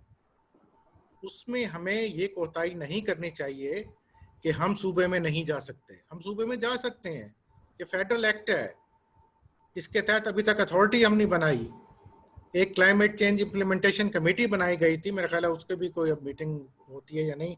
मैं पहले तो उसमें मौजूद था तो पता लगता रहता था, अब मुझे मालूम नहीं है तो उसमें कौन कौन है और कहाँ पे वो पॉलिसी इम्प्लीमेंटेशन होती है। तो एक तो ये मैकेनिज्म जो है इम्प्लीमेंटेशन वाला, जैसा कि डॉक्टर सुलैरी साहब ने कहा कि इसमें जो है वो पॉलिसी के जो इम्प्लीमेंटेशन का प्रोसीजर गाइडलाइंस हैं वो एब्सेंट हैं, तो वो हमें लानी पड़ेंगी। अब मैं आपके उसकी तरफ आता हूँ कि जो सोशल इकोनॉमिक डेवलपमेंट है, उसमें देखिए बड़ा आसान सा बाजार लगता है कि हम जब सोशल इकोनॉमिक डेवलपमेंट की बात करते हैं तो इकोनॉमिक वेलबींग लोगों की, आम जो पब्लिक की है, और दूसरी बात उसमें आ जाती है क्वालिटी ऑफ लाइफ। अब ये दो चीज़ें अचीव करने के लिए अब उसमें जो कंपोनेंट है वो भी एक लिविंग का जो बात होती है कि लिविंग हमारी बेहतर होनी चाहिए, और लिविंग में हम क्वालिटी ऑफ लाइफ को भी डिस्कस करते हैं। उसमें सैनिटेशन आ जाती है, उसमें हमारे हेल्थ इश्यूज आ जाते हैं। दूसरा आ जाता है उसमें कि लर्निंग होनी चाहिए हमारी, ये भी एक उसका हिस्सा है कि जो हमारी वेलबींग जो हो रही है उसमें एजुकेशन होनी चाहिए। तीसरा उसमें हमारे पास काम भी होना चाहिए, उसमें एम्प्लॉयमेंट है कि लोग फारिग ना बैठे। तीसरा ये है कि प्ले, जिसमें कल्चरल आ जाता है हमारा, और हमारा रिलीजियस एक्टिविटीज़ है उनको कायम रखें। अब ये चीज़ें जो हैं वो हमारी डिस्कस हुई हैं क्लाइमेट चेंज पॉलिसी में, और उसमें हमें कहा हुआ है कि हमने हेल्थ, सैनिटेशन और इन चीज़ों को हमने आगे चलना है, और जो ऑलरेडी पॉलिसीज़ बनी हुई हैं उसी में रहते हुए हमने क्लाइमेट चेंज को भी उसमें देखना है। जब हम देखते हैं कि हमारे इस वक्त हेल्थ की क्या पोजीशन है, तो पाकिस्तान का रैंक अनफॉर्चुनेटली हमारा 154 आता है 195 कंट्रीज में से, तो हम बहुत ही लो लेवल पर उसमें हैं। और जो हमारे पास इस वक्त हॉस्पिटल बेड्स हैं, मैं उसके फिगर्स देख रहा था कि 1850 लोगों के लिए एक बेड बनता है। तो अगर ये कोविड जैसी बीमारियां ये इस किस्म की आती हैं तो वो इमरजेंसी वाले सिचुएशन हम डेवलप कर देते हैं, और बाकी जो पेशेंट हैं दूसरे जो नॉन कोविड, वो किधर जाएंगे। तो ये हेल्थ इम्प्रूवमेंट होगी अगर हम अपने जीडीपी का हिस्सा जो है वो हेल्थ की तरफ रखेंगे। अब क्लाइमेट चेंज की वजह से आप देखिए उसमें हेल्थ में प्रॉब्लम आ रही हैं। ये डेंगू का हमने देखा, डिफरेंट वेक्टर डिजीज नई नई सुन रहे हैं, और ये कोरोना का भी एक एलिमेंट है जिसको लोग रिलेट कर रहे हैं इसी के साथ ही, कि हो सकता है ये कोई ऐसे क्लाइमेटिक चेंजेस हों जिसकी वजह से ये वायरसेस जो हैं वो जंप कर रहे हैं, ह्यूमन बॉडी में आ रहे हैं, हमारे साथ इंटरेक्शन ज़्यादा हो रही है। उसके बाद हमारे डॉक्टरों की हालत देखें तो 2588 लोगों के लिए एक डॉक्टर बनता है हमारा। तो तकरीबन आप 1,10,000 के करीब डॉक्टर्स हैं। ओपन डेफिकेशन को अभी तक हम कंट्रोल नहीं कर सके। वो हमारा 25 मिलियन लोग जो हैं वो ओपन डेफिकेशन, अभी भी इस वक्त भी हमारे मुल्क में ये फिगर चल रही है। और डायरिया की वजह से जो डेथ हैं हमारे 5 साल के कम बच्चों में, वो 53,000 हर साल डेथ होती हैं एनुअली। और जो स्टंटिंग ग्रोथ है वो 44% बच्चों में स्टंटिंग ग्रोथ है, जिसका जिक्र प्राइम मिनिस्टर साहब भी अक्सर करते हैं। और फिर कंटेमिनेटेड वाटर है, जो कि हम फिगर्स जो हैं जो यूनिसेफ बताता है कि 70% घरों में अभी तक कंटेमिनेटेड वाटर आता है। अब ये तो हमारे ह्यूमन इंडेक्स, अगर आप सोशो इकोनॉमिक डेवलपमेंट की बात करते हैं तो we are on the lower side. और अगर जब हम इसको रिलेट करते हैं अपने SDG गोल्स के साथ 13 के साथ, तो फिर उसमें वो कहते हैं जी रेजिलियंस पैदा होनी चाहिए, अडेप्टेबिलिटी हो उसके अंदर, तो मिटिगेशन भी होनी चाहिए। अब मिटिगेशन के लिए फॉरेस्ट्री का प्रोग्राम है, बहुत अच्छा प्रोग्राम है फॉरेस्ट्री का। 10 बिलियन की बात हुई। तो कहने का मकसद ये था कि क्या हम ये अपने रिसोर्सेज से करें या हमें इसके लिए बाकी मुल्कों के रिसोर्सेज को इसमें इन्वॉल्व करना चाहिए था। रेड प्लस की एक विंडो है, हमारे पास ग्रीन फंड है, हमारे पास कार्बन फंड्स हैं। और दूसरा फिर ये कि मैं सुन के हैरान हुआ कि ये जो दरख्त लग रहे हैं इस वक्त 10 बिलियन है, या पहले जो लगे हैं 1 बिलियन, तो उसमें CDM का फैक्टर या रेड प्लस का फैक्टर क्रेडिट का नहीं है अभी तक। इस प्रोजेक्ट को रजिस्टर ही नहीं कराया गया कार्बन क्रेडिट्स के लिए। मैं अगर गलत हूं तो मुझे करेक्ट कर दीजिए, लेकिन मुझे कहीं से पता नहीं लग सका कि इतना बड़ा प्रोजेक्ट जो कि स्टार्ट किया गया है उसको लिंक नहीं किया गया क्रेडिट के साथ। अच्छा, इसमें प्रोविजन ये दी गई थी कि कारपोरेट सेक्टर को हम इन्वॉल्व करेंगे रेड प्लस में। अभी तक कारपोरेट सेक्टर जो है वो उसके कोई पॉलिसी क्लियर हमारी वजारत नहीं दे सकी कि वो किस तरह से होगा और क्या। देखिए, प्राइवेट सेक्टर तो उस वक्त आएगा जब आपके क्रेडिट जो है उसको मिलेंगे। वो कोई संक कास्ट तो नहीं करेगा कि इतने पैसे मैंने डंप कर दिए। हम PSDP का ये पैसा क्या डंप कर रहे हैं उसमें फॉरेस्ट्री में, इससे हमें एम्प्लॉयमेंट हम दे रहे हैं, तो वो जो एम्प्लॉयमेंट होगी उससे प्रोडक्टिविटी हमें क्या मिलेगी। तो ये बातें सारी देखने वाली हैं, जो कि ह्यूमन डेवलपमेंट के लिए भी हो, उनको स्किल हम क्या दे रहे हैं, ये चीज़ें हमारे लिए बड़ी अहम है। फिर इसके बाद एजुकेशन, पब्लिक अवेयरनेस वगैरह का है। उसमें दरख्तों के अलावा हम लोगों को क्या एजुकेट कर रहे हैं, हम पैसा तो खर्च कर रहे हैं उनके ऊपर, तो हम क्या अपना रिसोर्स किस तरह से डेवलप कर रहे हैं, किस तरह से एजुकेट कर रहे हैं लोगों को, ताकि हमारा जो वो इंडेक्स है वो बेहतर हो। क्योंकि जो इंडेक्स मैंने बताया हम 154 पर हैं, 152 पर। इसके बाद हमारे जो एम्प्लॉयमेंट का वो सिलसिला है, हमारे ऑफिशियल फिगर तो कहते हैं कि 4.45 है हमारी अनएम्प्लॉयमेंट रेट, लेकिन अब अगर अनएम्प्लॉयमेंट की डेफिनेशन आप देखें तो वो जिसने भैंस भी पाली हुई है तो वो एम्प्लॉयड है, तो उस लिहाज से तो अदरवाइज तो हमारी पॉवर्टी का ज़्यादा लेवल बढ़ेगा। अब हमें करना क्या है कि जो हमारे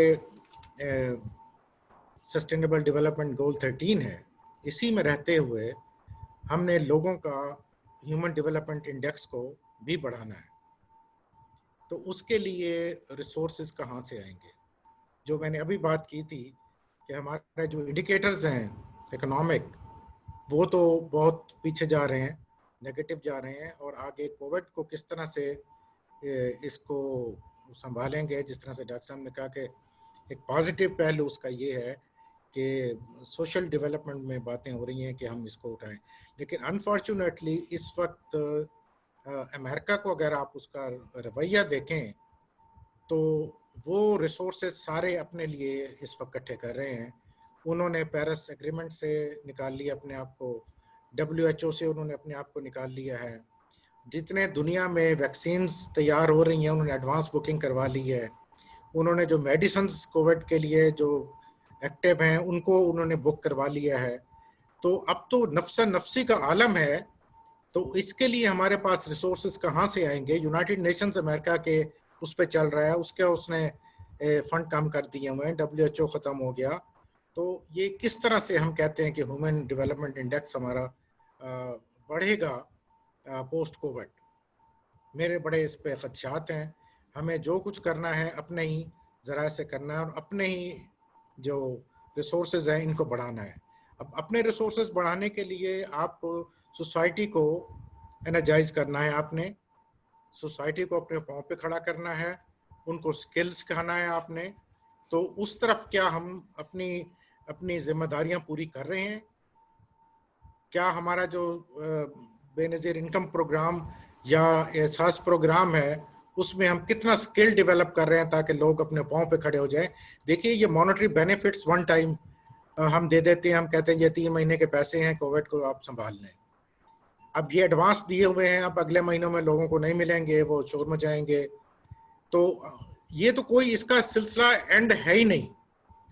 हमें तवज्जो देनी चाहिए उनके स्किल के लिए ताकि ह्यूमन इंडेक्स में इम्प्रूवमेंट हो, लोग इनकम जनरेट करें। हम कब तक उधार उठा के चलते रहेंगे? जी हमें उसने इतने मिल गए, हमें बजट स्वैप मिल गया, हमें ये मिल गया, इससे कुछ नहीं बनने वाला। सोसाइटी को मोबिलाइज करें और सोसाइटी में स्किल डेवलप करें। जी बहुत शुक्रिया डॉक्टर आसिफ शाह खान साहब। इसके हवाले से कोई और कोई बात करना चाहे? जिस तरह जो भी आसिफ शाह खान साहब ने बात की है, हमारे एक्सपर्ट्स में से कोई बात को आगे बढ़ाना चाहे? डॉक्टर कमर उस्मान चौधरी साहब, इसमें आप कुछ would you like to add something? Doctor Abid Suleri साहब। आसिफ शुजात साहब ने काफ़ी डिटेल से मेरा ख्याल है एक्सप्लेन किया है। इसमें फर्दर मेरा ख्याल और एडिशन की मेरी तरफ से तो कोई ज़रूरत नहीं लग रही। ओके, मैं एक सवाल करना चाह रहा हूँ अपने पैनल से, जिसमें डॉक्टर कमरुज़्ज़मान चौधरी साहब, आसिफ शुजा खान साहब और डॉक्टर आबिद सुलरी साहब, आप यहाँ पे मौजूद हैं। हमारे यहाँ आप जैसे अभी आसिफ शुजा खान साहब ने कहा है कि America is banking out and they have from different platforms, जो ग्लोबल प्लेटफॉर्म्स हैं उसमें पेरिस एग्रीमेंट से निकल गए हैं, WHO से निकल गए, और तो को जो बताने वाले हैं वो ये बता रहे हैं कि कुछ और जो ऑर्गेनाइजेशंस हैं UN की, वो उनमें से भी बैकआउट कर जाएगा, निकल जाएगा, क्योंकि जहाँ पे उसको पैसा देना पड़ रहा है या बहुत सारे एक्युमुलेटिव रिसोर्सेज वो अपने मुल्क के अंदर लगाना चाह रहे हैं। और इसमें जो मेरा सवाल है, लेकिन दूसरी तरफ हम देख रहे हैं कि CPEC प्रोजेक्ट जो है वो is taking more space in Pakistan and in the region. जो आने वाले दिनों के अंदर क्या हमें ये लगता है कि चाइना जो है वो इस काबिल होगा कि वो पाकिस्तान की समाजी और मुआशी तरक्की में CPEC के अलावा, जाहिर है कि CPEC में they have their own interest, economic जो उनका इंटरेस्ट है, उसके अलावा क्या वो जो सोशल इंगेजमेंट है या सोशल डेवलपमेंट है या उसमें कोई उस तरह से रोल प्ले करेगा कि हमारी कम्युनिटीज़, हमारी सोसाइटी जो है वो अपने पाँव पर खड़ी हो सके? ये मेरे अपने तीनों जो पैनलिस्ट हैं, डॉक्टर कमरुज़्ज़मान चौधरी साहब, आसिफ शुजा खान साहब और डॉक्टर आबिद कुयूम सुलरी साहब, आप तीनों से मेरा ये सवाल है। जी, मैं सबसे पहले मेरा ख्याल है जो इसका एस्पेक्ट आपने क्लाइमेट चेंज से जी कि जो अमेरिकन गवर्नमेंट ने जो इस सारे क्लाइमेट चेंज प्रोसेस को जो नुकसान पहुंचाया है, उस पर मैं थोड़ी सी बात करना चाहूँगा। जी प्लीज़। और बाकी जो टॉपिक है वो मेरा बाकी कोलीग्स के लिए छोड़ दूँगा। तो उसमें यकीनन जो ट्रम्प ने जो इस सारे क्लाइमेट चेंज को प्रोसेस को नुकसान पहुंचाया है, और लेकिन आई एम वेरी होपफुल कि जो इस दफ़ा मेरे बच्चे भी उधर हैं बाहर वर्ल्ड बैंक वगैरह में, तो वो उनका सबका ख्याल यही है कि इस दफ़ा मेरे ख्याल में ये शायद इलेक्शन विन ना कर सके, और विन ना करने की सूरत में ये सारी चीज़ें जो इसने ये किए हैं ये चीज़ें रिवर्स हो जाएंगी, और अमेरिका जो है उसी तरह सपोर्ट करेगा क्लाइमेट चेंज के प्रोसेस को जिस तरह ओबामा ने सारे ये प्रोसेस को अपने दौर के अंदर सारे सपोर्ट किए। तो इसने यकीनन दुनिया के जो क्लाइमेट चेंज के जो भी सारे प्रोसेस है और हो रहे थे उसको ये ट्रम्प ने बहुत नुकसान पहुंचाया। और वरना देखेंगे पेरिस एग्रीमेंट उसके अंदर पूरी दुनिया ने उसके ऊपर साइन किया और उस पर एग्री किया, और इसका सारा क्रेडिट मैं दूंगा ओबामा को कि ओबामा ने चाइना को भी उस पर तैयार कर लिया। हालांकि चाइनीज़ भी शुरू में they were not very supporting to climate change के ये सारे प्रोसेस को, क्योंकि वो नहीं चाहते थे कि ये एमिशन रिडक्शन का प्रेशर उन पर भी आ जाए। लेकिन ये ओबामा ही था जिसने तमाम दुनिया को सारों को इंक्लूडिंग चाइना को, India was also not interested कि जी एमिशन रिडक्शंस के कोई, बल्कि इनका ख्याल यही था कि जी चाइना और इंडिया जो है ये हम लोग डेवलपिंग कंट्रीज हैं, इसलिए ये रिस्पॉन्सिबिलिटी सिर्फ जो है डेवलप कंट्रीज़ की है। लेकिन ये कि उसने तमाम दुनिया को एक प्रोसेस के अंदर ला के और ये कराया, और इस सारे प्रोसेस को नुकसान पहुँचाया हुआ प्रेसिडेंट ट्रम्प। और होपफुली देखें कि अगर तो वहाँ पर चेंज ओवर हो गई तो यकीन मेरा ख्याल है जो दूसरी गवर्नमेंट होगी डेमोक्रेट की वो इस प्रोसेस को यकीनन सपोर्ट करेगी कि क्लाइमेट चेंज को चैलेंज समझ के इसको हल किया जाए। बाकी जो है मैं अपने इसको thank you doctor Qamaruzzaman Chaudhry साहब for your comments on it. जी आसिफ शुजा खान साहब, आबिद कुयूम सुलैरी साहब तशरीफ रखते हैं? जी मैं मौजूद हूँ।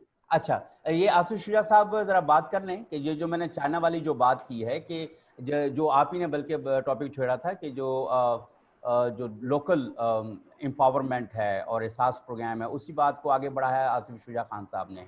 मैं कह रहा हूँ कि जब अमेरिकन इन्फ्लुएंस और सपोर्ट जो है वर्ल्ड ओवर कम हो रही है और चाइना का इन्फ्लुएंस रीजन के अंदर बढ़ रहा है, तो क्या वो अपने प्रोजेक्ट्स के अलावा हमारे जो दूसरे जो सोशल प्रोटेक्शन के हैं, हेल्थ के हैं, एजुकेशन के हैं, उन इनिशिएटिव्स में कोई ग्रांट इन एड, कोई ऐसे प्रोजेक्ट्स लेकर आ सकता है, या कोई ऐसा कोई पाइपलाइन में कुछ चीज़ें मौजूद हैं? मेरा ख्याल है कि उस लेवल पे जिस तरह से यूरोप और अमेरिका ह्यूमन डेवलपमेंट को अहमियत देते हैं, शायद चाइना उतनी अहमियत ना दे। वहाँ पे ज़्यादा अप्रोच जो है वो बिज़नेस अप्रोच है। उसमें कोई कॉन्सेप्ट इस किस्म के ग्रांट वाले या स्टडीज़ वाले चाइना में नहीं है। तो जो कुछ भी हमें करना होगा वो इनडायरेक्टली किसी तरीके से उसको अगर ह्यूमन डेवलपमेंट के साथ हम मिला लें, लेकिन ये है कि वो बिज़नेस की फॉर्म में उसमें मिल सकेगा, शायद ग्रांट ना मिल सके। तो ये बड़ा मुश्किल टाइम होगा। जिस तरह डॉक्टर साहब ने अभी बात की थी, डॉक्टर सुलैरी साहब ने, कि कोई यूनाइटेड नेशंस के लेवल पे कोविड का कोई फंड बनाए तो उससे ये डेवलपमेंट जो है उसको हेल्थ सेक्टर को भी और बाकी भी चीज़ों में कुछ इम्प्रूवमेंट हो जाए। वरना मेरा अभी तक जो विजन है वो कोई अच्छी नहीं है इस मामले में, क्योंकि हमारे अपने फंड्स कंज्यूम होंगे इस पे, अब दुनिया में कोई किसी का नहीं बनता। ओके, डॉक्टर आबिद कुयूम सुलैरी साहब।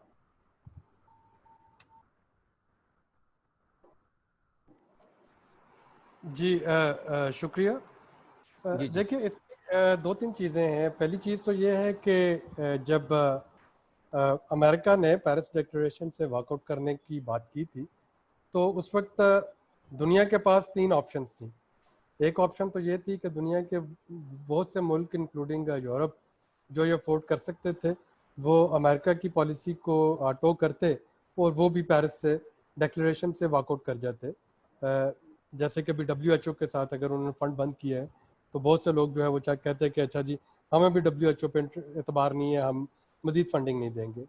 दूसरी चीज़ जो थी वो ये थी कि वो जो वहाँ पे वैक्यूम आ रहा था उसको कोई एक मुल्क आके फिल करने की कोशिश करता। और तीसरी चीज़ ये थी कि थोड़ी देर के लिए सारे मुल्क जो है वो उसमें एंकर कर जाते अपने एक्शंस को और वेट करते कि अच्छा जी हम देखेंगे 2020 के एंड पे ट्रंप रहता है तो फिर क्या पॉलिसी अडॉप्ट करनी है, और अगर डेमोक्रेट्स आते हैं तो फिर हमें किस तरीके से चलना होगा।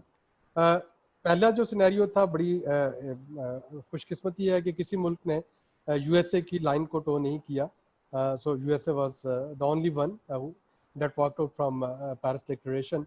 सेकंड जो था China, not in love for climate change और एनवायरनमेंट, चाइना वो जो उसकी एक चल रही थी कोल्ड वार अमेरिका के साथ, तो चाइना ने फौरी तौर पे वो जो लीडरशिप पोजीशन थी उसको फिल किया। और आपने देखा होगा कि लास्ट ईयर जो BRI था वो पहला BRI था जिसमें कि फर्स्ट टाइम चाइना ने क्लीन एंड ग्रीन ग्रोथ की बात की। उससे पहले चाइना जो है वो सिर्फ ग्रोथ की बात कर रहा था।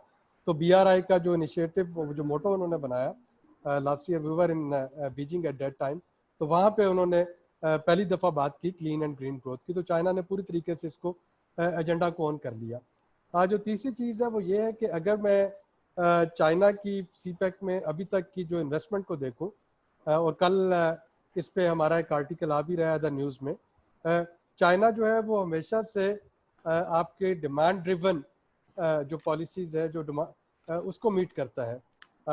PMLN गवर्नमेंट उस वक्त राइटली, चूँकि पीपल्स पार्टी दौर में हम इतनी ज़्यादा लोड शेडिंग देख चुके थे, PMLN की तरजीह जो थी वो एनर्जी थी। चाइना ने आके वो एनर्जी का आपका कैपेसिटी गैप फिल कर दिया। हमने उन्हें कहा कि हमें CPEC के 3 रूट बनाने हैं, eastern route, western route, central route. China ने उस पर हमारे साथ कोई प्रॉब्लम नहीं किया। अभी जब प्रेसिडेंट अल्वी ने विज़िट किया मार्च में चाइना का, तो उन्होंने वहाँ पे एग्रीकल्चर पे एक कम्प्रीहेंसिव जो एग्रीमेंट है, फ्रेमवर्क एग्रीमेंट, वो साइन किया। और आपने देखा कि it's for the first time in 72 years कि चाइना ने यहाँ पे एक एग्रीकल्चर कमिश्नर अपॉइंट कर दिया है अपनी एम्बेसी में, और काफ़ी सारे नए प्रोजेक्ट्स जो हैं एग्रीकल्चर पे वो शुरू होने जा रहे हैं। So the point I am trying to make is कि अगर हम चाइना को ये कहते हैं कि जी इस वक्त हमें वो चाहिए एनवायरनमेंट और क्लाइमेट चेंज पे हेल्प चाहिए, तो चाइना को तो ट्रांजैक्शन चाहिए। ये एक अलग बात है कि उस पर आप नेगोशिएशन में कितना सक्सेसफुली अपने इंटरेस्ट को वॉच कर सकते हैं, मैं उस पर कमेंट नहीं कर रहा। अगर आपकी नेगोशिएशन वीक होगी तो आप लूज़ करेंगे, जैसे हमने एनर्जी पे किया। लेकिन China will respond to whatever you will say. उनको एक transaction Asia infrastructure development bank से ट्रांजैक्शन अगर होती है रिन्यूएबल एनर्जी में किसी भी चीज़ में, तो वाई नॉट। इलेक्ट्रिक व्हीकल का आप उन्हें कहें जी यहाँ पे 4 व्हीलर प्लांट लगाना शुरू कर दें, दीज आर द इंसेंटिव। तो चाइनीज़ प्राइवेट सेक्टर जो है विच इज़ ओन्ड बाय, अगर बैकड्रॉप में जाके देखें तो वो सरकार ही का ओन प्राइवेट सेक्टर होता है, तो उनको तो ट्रांजैक्शन चाहिए, उनको प्रॉफिट चाहिए। जहाँ पे आप उनको कहेंगे लगा दें, वो पैसे लगाने को तैयार है। फिर हम पे डिपेंड करता है कि हम कितना पॉजिटिवली अपने इंटरेस्ट में कितना नेगोशिएट करें। कोई भी प्राइवेट सेक्टर का बंदा जो है वो आपका सगा नहीं होता है। हुकूमतें एक दूसरे के साथ स्ट्रेटेजिक डेप्थ और स्ट्रेटेजिक पार्टनरशिप रखती हैं। तो मल्टीनेशनल और प्राइवेट सेक्टर हर जगह वो प्रॉफिट के पीछे जाएगा, जहाँ पे प्रॉफिट मिलेगा वहाँ पे पहुँचेगा। एंड चाइना इज नॉट जो $100 बिलियन के फंड का था, और ये भी SDG 13 का हिस्सा ही था कि इतना फंड जो है वो बाय 2020 वो करेंगे और आगे 2030 और फिर उस तक जाएंगे। तो इसका क्या बनेगा अब अमेरिका के बैकआउट होने से? देखिए इस वक्त तो शायद दो इसकी सिनेरियोज बनते हैं। एक सिनेरियो तो ये बनता है कि चूँकि पेंडेमिक को और क्लाइमेट चेंज को अभी तक लोग ब्लैक स्वान इवेंट के तौर पे ले रहे थे कि जी इसकी पॉसिबिलिटी जो है 1 in a million 1 in a billion है, जब होगी देखा जाएगा। तो हमने देख लिया कि पेंडेमिक हो गया और the whole world is crippled. और क्लाइमेट चेंज को अगर हम ज़्यादा देर इग्नोर नहीं कर सकते, चूँकि लोगों को इसके बाद, जैसा कि मैंने कहा था कि सोशल सेक्टर जो है उसकी तरफ तवज्जो, एडिट तवज्जो आनी शुरू हो जाएगी। तो climate change would automatically gain attention once ये थोड़ा सा बीमारी जो है ये इस पे काबू पा लिया जाता है। इस वक्त जो मैं फंड बनते हुए देख रहा हूँ वो जैसे मार्शल प्लान आया था वर्ल्ड वॉर सेकंड के बाद शायद उस तरीके का अब एक प्लान जो है वो आएगा, जो कि कोविड मार्शल प्लान, मैं उसको नाम दे रहा हूँ, मुझे नहीं पता उसका नाम क्या होगा, लेकिन मेरे ख्याल में उसका नाम कोविड मार्शल प्लान के तौर पे कोई चीज़ होगी, जिसके ये एसेंशियल इंग्रेडिएंट बन जाएंगे, हेल्थ भी, ये क्लाइमेट चेंज भी, और भी सोशल सेक्टर प्रोटेक्शन, क्योंकि पूरी दुनिया को जितनी इन्वेस्टमेंट चाहिए इस पे लगाने के लिए, वो कोई भी मुल्क जो है वो अकेला बेयर नहीं कर सकता। अगर आप G20 से ये कहते हैं कि आज भी अगर आप अखबार उठा के देखें तो न्यूज़ के बिजनेस पेज पे आपको नजर आएगा कि world bank has requested G20 for rescheduling of debt for जो लीस्ट डेवलप्ड कंट्रीज और डेवलपिंग कंट्रीज हैं। तो अब अगर वर्ल्ड बैंक जो है वो G20 को ये रिक्वेस्ट कर रहा है तो उसके लिए कोई व्हीकल तो बनाना पड़ेगी, और वो व्हीकल जो है वो इसी तरह की होगी, और जिसमें क्लाइमेट चेंज और एनवायरनमेंट जो है वो एक इम्पॉर्टेंट बार्गेन चिप आएगी। यानी अगर मैं इस वक्त अमेरिकन प्रेसिडेंट हूँ और मैं ये पैसे डालना चाहता हूँ, तो in return I will ask for something, और मैं यही कहूँगा कि ठीक है, मेरे क्लाइमेट मिशन को उस पर आप पाबंदी ना लगाएं, मैं इतने $1 बिलियन जो है वो इसमें इन्वेस्ट करने को तैयार हूँ, वो आप जाके अफ्रीका में, साउथ एशिया में, लैटिन अमेरिका में जाके इन्वेस्ट कर लें। तो उस तरह की एक व्हीकल जो है वो मैं बनती हुई देख रहा हूँ इस सारे जो टेस्टिंग टाइम्स हैं उनके नतीजे में। But this is my personal analysis, I may be wrong. ये देखने की बात होगी कि किस तरह का सिनेरियो बनता है और क्या डेवलप होता है इसमें। Thank you, Dr. Abid Qayyum Sir. Any more question from the participants? I have a quick question, Munir Saab. It's on the electric vehicle policy. I wanted to know, क्योंकि जब हम बात करते हैं इलेक्ट्रिक व्हीकल्स के आम होने की, उसमें तो सालों लग जाएंगे, और वो जैसे अभी आप साहब ने बताया कि उसको 4 व्हीलर को बजट से निकाल दिया गया, it is only for 2 wheelers and 3 wheelers. So I wanted to know कि फॉर द इमीडिएट फ्यूचर अगर देखा जाए, जो हमारे यहाँ गाड़ियाँ और मोटरसाइकिलें और बसें चलती हैं वो जो फ्यूल इस्तेमाल करती हैं, as far as I know that's Euro 2. So what is the projection of energy experts कि हम लोग Euro 2 से अपग्रेड करके Euro 5 जो चल रहा है हमारे पड़ोसी मुल्कों में, या Euro 6 पे कैसे आएंगे, क्योंकि उससे आपका पेट्रोल भी बढ़ेगा और हुकूमतों का ये एक बड़ा मैंडेट होता है कि पेट्रोल की प्राइस कम रखी जाए। तो how do they see this transition from a low quality fuel जो कि एनवायरनमेंट की पोल्यूशन का बड़ा फैक्टर है, उससे एक हाई क्वालिटी फ्यूल जो कि जिससे एनवायरनमेंट को फ़ायदा होगा, पोल्यूशन कम होगी। Thank you. Who would respond to this question, please? Abid साहब। जी, देखिए, जैसा कि मैंने पहले मलिक साहब की मौजूदगी में भी कहा था कि इस पे वो जो है थ्योरी में पॉलिसी जो वो तो बन जाएगी। नेक्स्ट ये है कि अब हम अपनी ऑयल जो मार्केटिंग कंपनीज हैं और PSO जो है वो कितनी रिस्पॉन्सिबिलिटी लेती है provision of Euro 5 compliant fuel. और सेकंड जो है वो ये है कि जो हमारे इस वक्त जो कार्टेल है, उसको मैं कार्टेल का नाम दूंगा, टोयोटा, होंडा और सुजुकी का, वो कितनी जल्दी Euro 5 कंप्लायंट इंजन जो है वो लेके आते हैं मार्केट में। अगर आपकी जो यहाँ पे लोकल असेंबली हो रही है और जो लोकल मैन्युफैक्चरिंग है, अगर वो Euro 5 कंप्लायंट ही नहीं है, आप उनको टाइम देंगे तो ओवरनाइट तो Euro 5 असेंबल करना नहीं शुरू कर देंगे, उनकी अपनी असेंबली लाइन में चीज़ें पड़ी हैं। But again it is a step in positive direction. तो अगर हम इस पर चलना शुरू कर देते हैं तो परहैप्स आज नहीं तो साल बाद दोनों जो हैं, कंज्यूमर की तरफ से भी जब डिमांड बढ़ना शुरू होगी, जो हमारे असेंबली प्लांट्स हैं उन पे भी प्रेशर आएगा, तो यकीनी तौर पे यहाँ पे वो गाड़ियाँ भी बनना शुरू हो जाएंगी और फ्यूल भी आना शुरू हो जाएगा। लेकिन उसके लिए ministry of climate change, ministry of industrial production और जो मिनिस्ट्री ऑफ एनर्जी है, इन तीनों को मिलके काम करना पड़ेगा।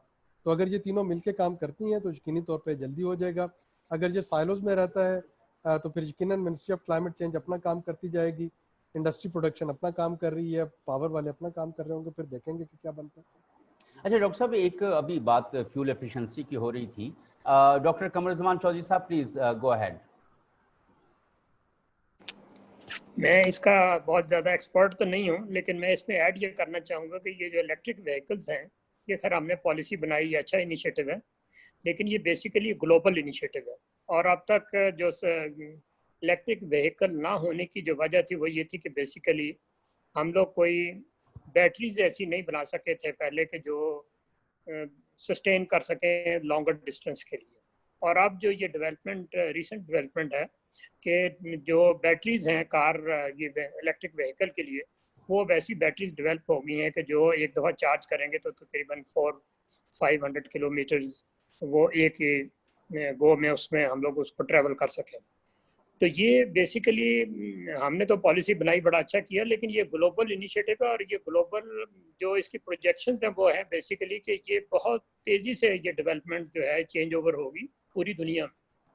और बल्कि ये अब ये तमाम जो है देखिएगा कि ये सिर्फ पाकिस्तान में नहीं पूरी दुनिया में इतनी हो, और हम भी अगर इसके अंदर पीछे ना रह जाते तो बुरी बात थी, लेकिन ये है कि अब इस इनिशिएटिव की वजह से शायद हम लोग भी उसके साथ साथ इस चेंज ओवर के साथ चल सकें।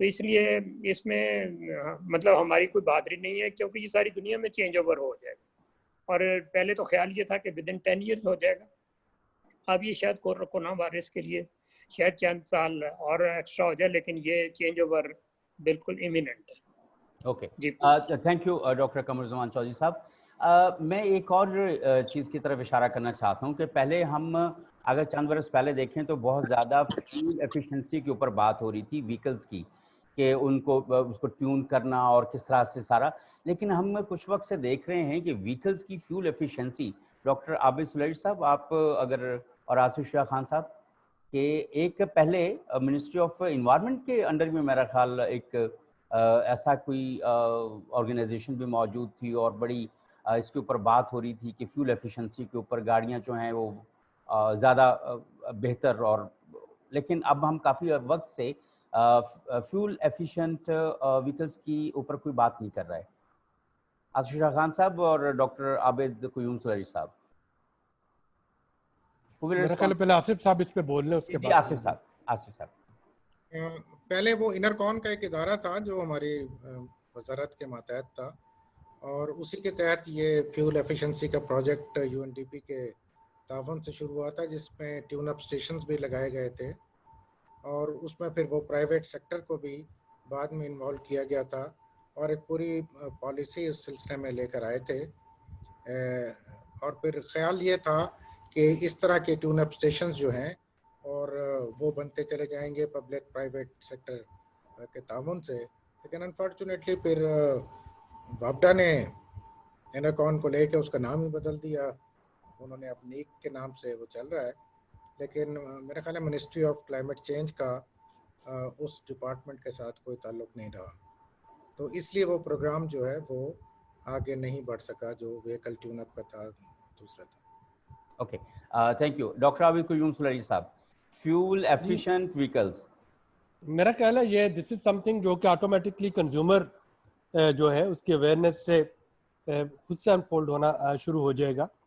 उसको काफ़ी सारी जो है पेशरफ्त वो उस सूरत में भी हुई जब गाड़ियों की लीजिंग आसान होगी और लोगों के पास कंपैरेटिवली नई गाड़ियाँ आना शुरू हो गई, तो आपने देखा कि वो लोग जो है आहिस्ता आहिस्ता नई टेक्नोलॉजी की तरफ आते चले गए।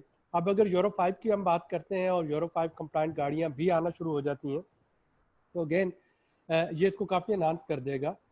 मैं इस वक्त अगर आज देखूं तो जो पाकिस्तान में 2800 सीसी बड़ी गाड़ियां चल रही हैं, उनकी जो पेट्रोल या डीजल कंजम्पशन है वो भी आपको 10-11 जो किलोमीटर पर लीटर जो है वो शहर में दे देती हैं। अगर आप फॉर्च्यूनर की बात करते हैं या इवन आप 3700 सीसी 3.7 बड़ी गाड़ी की बात करते हैं, तो वो भी तकरीबन 10 किलोमीटर आपको दे जाती है अगर आप अपने ब्रेक जो एक्सीलेटर है उसको बहुत ज़्यादा दबा के चलाने के आदी नहीं है। और अगर आप सिटी चला रहे हैं 1500 सीसी तो वो भी आपको इतना ही दे रही है। तो ये अब इंजन जो आगे हैं इटा जो आपकी ड्राइविंग हैबिट्स हैं, जो आपकी ड्राइविंग टेक्निक है, ये उस पर भी बहुत डिपेंड कर रहा है।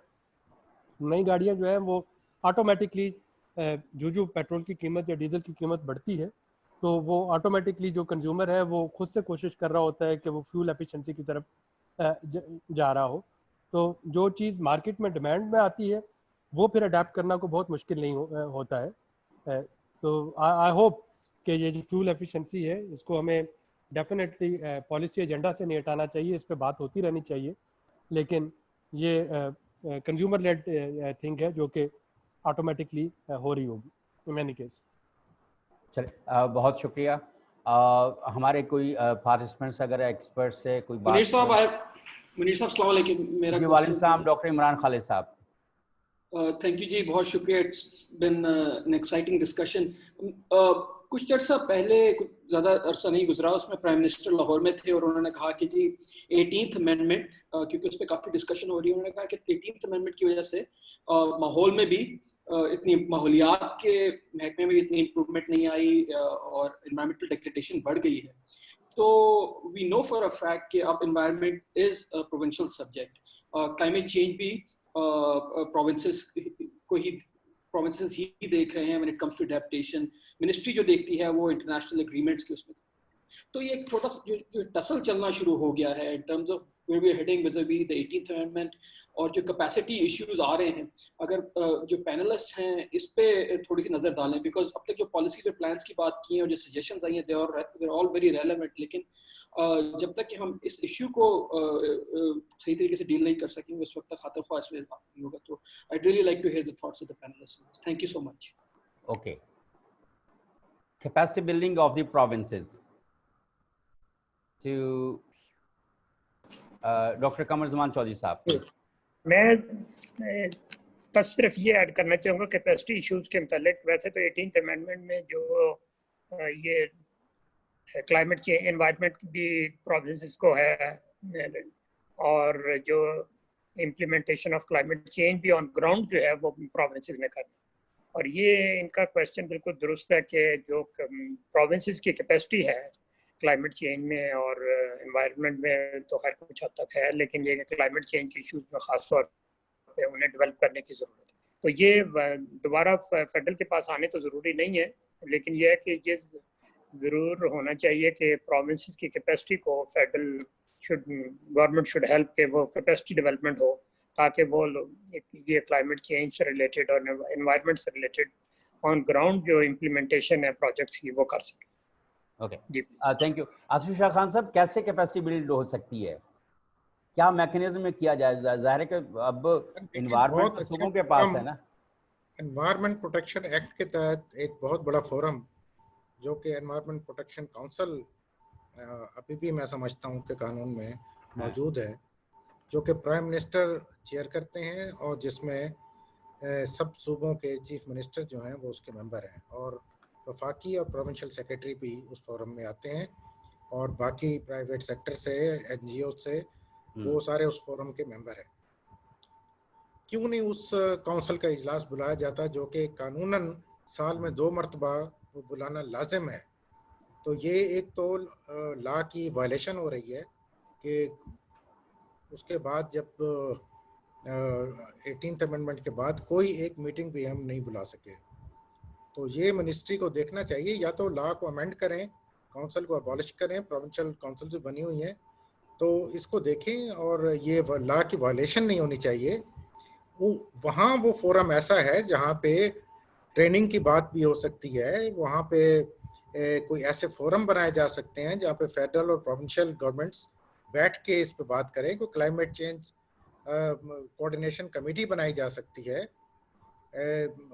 अब जैसे मैंने कहा कि जो क्लाइमेट चेंज का सब्जेक्ट है ये तो डिवॉल्व नहीं है, ये तो फेडरल सब्जेक्ट है। इवन प्रोविंशियल गवर्नमेंट को पावर डेलीगेट कर सकती है गवर्नमेंट, और फिर उनके यहाँ एक कोऑर्डिनेशन सिस्टम बना सकते हैं इम्प्लीमेंटेशन के लिए। उनके जिस तरह से मैंने मलिक साहब को भी ये कहा था, तजवीज़ दी है कि इंडिकेटर्स बनाएं प्रोविंशियल गवर्नमेंट्स के लिए, टारगेट दें और उस पर देखेंगे कितना अमल हो रहा है। अब मामला आ जाता है इम्प्लीमेंटेशन का।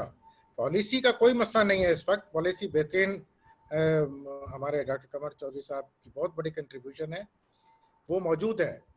वो एक अपडेट करने का प्रोसेस वो भी जारी रहना चाहिए, कुछ अरसे के बाद हर पॉलिसी को रिव्यू करना चाहिए, लेकिन ये कि वो मौजूद है, उसकी स्ट्रेटेजी मौजूद है, लेकिन ड्राफ्ट फॉर्म में है। तो ये मेरा ख्याल है कुछ मिनिस्ट्री को प्रोएक्टिव रोल अदा करना पड़ेगा इसके लिए, ताकि सूबों के साथ एक इंटरेक्शन कायम हो।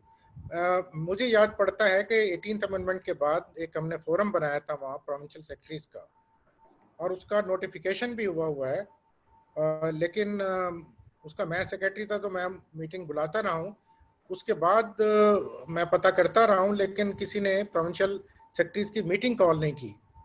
तो वो उस फोरम को भी नए सिरे से शुरू किया जा सकता है ताकि कॉमन जो इश्यूज हैं उस पर बात हो सके। कोऑर्डिनेशन तो कभी मना नहीं किया हुआ, लॉ में, कॉन्स्टिट्यूशन में है आपका, इंटरनेशनल कन्वेंशन प्रोटोकॉल्स हैं, हर फील्ड के हैं। अब ये नहीं है कि इकोलॉजी अगर उनको दे दी है तो हम इकोलॉजी के लिए जो हमारे इंटरनेशनल कन्वेंशंस हैं वो तो डेलीगेट नहीं हुए, तो वो बनाना चाहिए उस फोरम को, दोबारा एक्टिव करें। Right sir, right.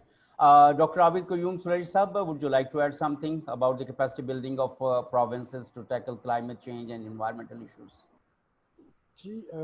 Obviously it is one of the chronically वो जो structural issue है वो चल रहा है। पहली चीज़ तो ये है कि जैसा मैंने आप पहले कहा था कि ये तो बल्कि प्रोविंस से आगे निकल के लोकल गवर्नमेंट लेवल तक कैपेसिटी बिल्ड करने की ज़रूरत है। अब ये होगा कैसे, मुझे नहीं मालूम कि पाकिस्तान एडमिनिस्ट्रेटिव सर्विस के जो लोग हैं वो कितनी जल्दी इसको अप्रूव कर पाएंगे या नहीं करने देंगे। जो डॉक्टर इशरत हुसैन की सजेशन है, डॉक्टर इशरत हुसैन की अगर आप सिविल सर्विस रिफॉर्म्स को देखें जो वो रिकमेंड कर रहे हैं, तो he is talking about clusters of ये जो मिनिस्ट्रीज है, और उनका ये कहना है कि ग्रेड 20 के बाद अगर कोई आपको ऑप्ट करने की होगी सहूलत, अगर कोई इकोनॉमिक मिनिस्ट्री में जिसका काम करने का एक्सपीरियंस है तो वो 21-22 में FBR, commerce, textile, industry and production, EAD, finance, इनमें तो रह सकता है। लेकिन ये नहीं हो सकता जैसा हमने पिछले हफ्ते देखा कि चेयरपर्सन FBR जो कि she was a good friend, very competent person, कि उनको उठाया और आपने उनको उठा के सेक्रेटरी कल्चर और नेशनल हेरिटेज लगा दिया, तो फिर वो इस तरीके से नहीं हो पाएगा। इसी तरीके से अगर आपके जो टेक्निकल मिनिस्ट्रीज हैं, जो हेल्थ है और जो क्लाइमेट चेंज वगैरह है, वहाँ पे वो नेशनल एग्जीक्यूटिव सर्विस को प्रपोज कर रहे हैं कि ये टेक्निकल मिनिस्ट्रीज हैं। जैसे आपका आर्मी में बहुत कॉम्पिटेंट जनरल भी हो, वो सर्जन जनरल नहीं बन सकता है। सर्जन जनरल ऑफ पाकिस्तान बनने के लिए one has to be medical professional, और बड़ा कॉम्पिटेंट सर्जन जनरल जो है वो आर्टिलरी को हेड नहीं कर सकता है। तो लेकिन ऑब्वियसली यहाँ पे कॉन्फ्लिक्ट ऑफ इंटरेस्ट आएगा उन लोगों की तरफ से जिन्होंने कि इसको बाद में प्राइम मिनिस्टर से अप्रूव करवाना है और लेके जाना है कैबिनेट तक। लेकिन अगर ये हो जाता है तो आई एम श्योर कि क्लाइमेट चेंज मिनिस्ट्री जो है ये बीइंग अ टेक्निकल मिनिस्ट्री यहाँ पे नेशनल एग्जीक्यूटिव सर्विस के अंडर आ जाएगी, जिसमें कि शायद कल को डॉक्टर कमर या डॉक्टर आसिफ शुजा खान साहब जो हैं वो इसके सेक्रेटरी बन के बैठे हों। तो जब आपके पास एक टेक्निकल मिनिस्टर और टेक्निकल सेक्रेटरी, टेक्निकल मिनिस्टर ना भी हो, टेक्निकल सेक्रेटरी इन चीज़ों को देख रहा होगा या देख रही होंगी, तो फिर उनके लिए अपने काउंटर पार्ट्स को प्रोविंस में बात करना और इन चीज़ों को आगे लेके चलना बहुत आसान हो जाएगा। लेकिन अगर अब यहाँ पे आप किसी ऐसे सेक्रेटरी को ला के बिठा देते हैं जिनको बिल्कुल कोई एक्सपोजर नहीं है इन इश्यूज से जो कल्चर और नेशनल हेरिटेज के साथ हुआ है, और उसके साथ मिनिस्टर भी कोई ऐसा आके बैठ जाता है या बैठ जाती हैं जिनको इन इश्यूज का बिल्कुल कोई पता नहीं है, तो फिर वही होगा जो कि इस वक्त हो रहा है। सर बहुत शुक्रिया डॉक्टर आबिद क़य्यूम सुलेरी साहब, डॉक्टर कमरुज़्ज़मान चौधरी साहब, आसिफ शुजा खान साहब, और मैं अपने उन तमाम अहबाब का जिन्होंने इसके अंदर शिरकत की, ख़ासतौर पर मलिक अमीन असलम साहब, वो ज़ाहिर इस वक्त नहीं है लेकिन हम उनकी एब्सेंस में उनका बहुत शुक्रिया अदा करें। उन्होंने आके हमें ब्रीफ किया और सवालों के जवाब भी दिए, और ज़ाहिर है कि इससे हमारी काफ़ी लर्निंग भी हुई। इसके साथ मैं एक बार फिर तमाम अहबाब का शुक्रिया, और फिर अगले किसी वेबिनार के ऊपर दोबारा आपसे मुलाकात होगी। अल्लाह हाफ़िज़।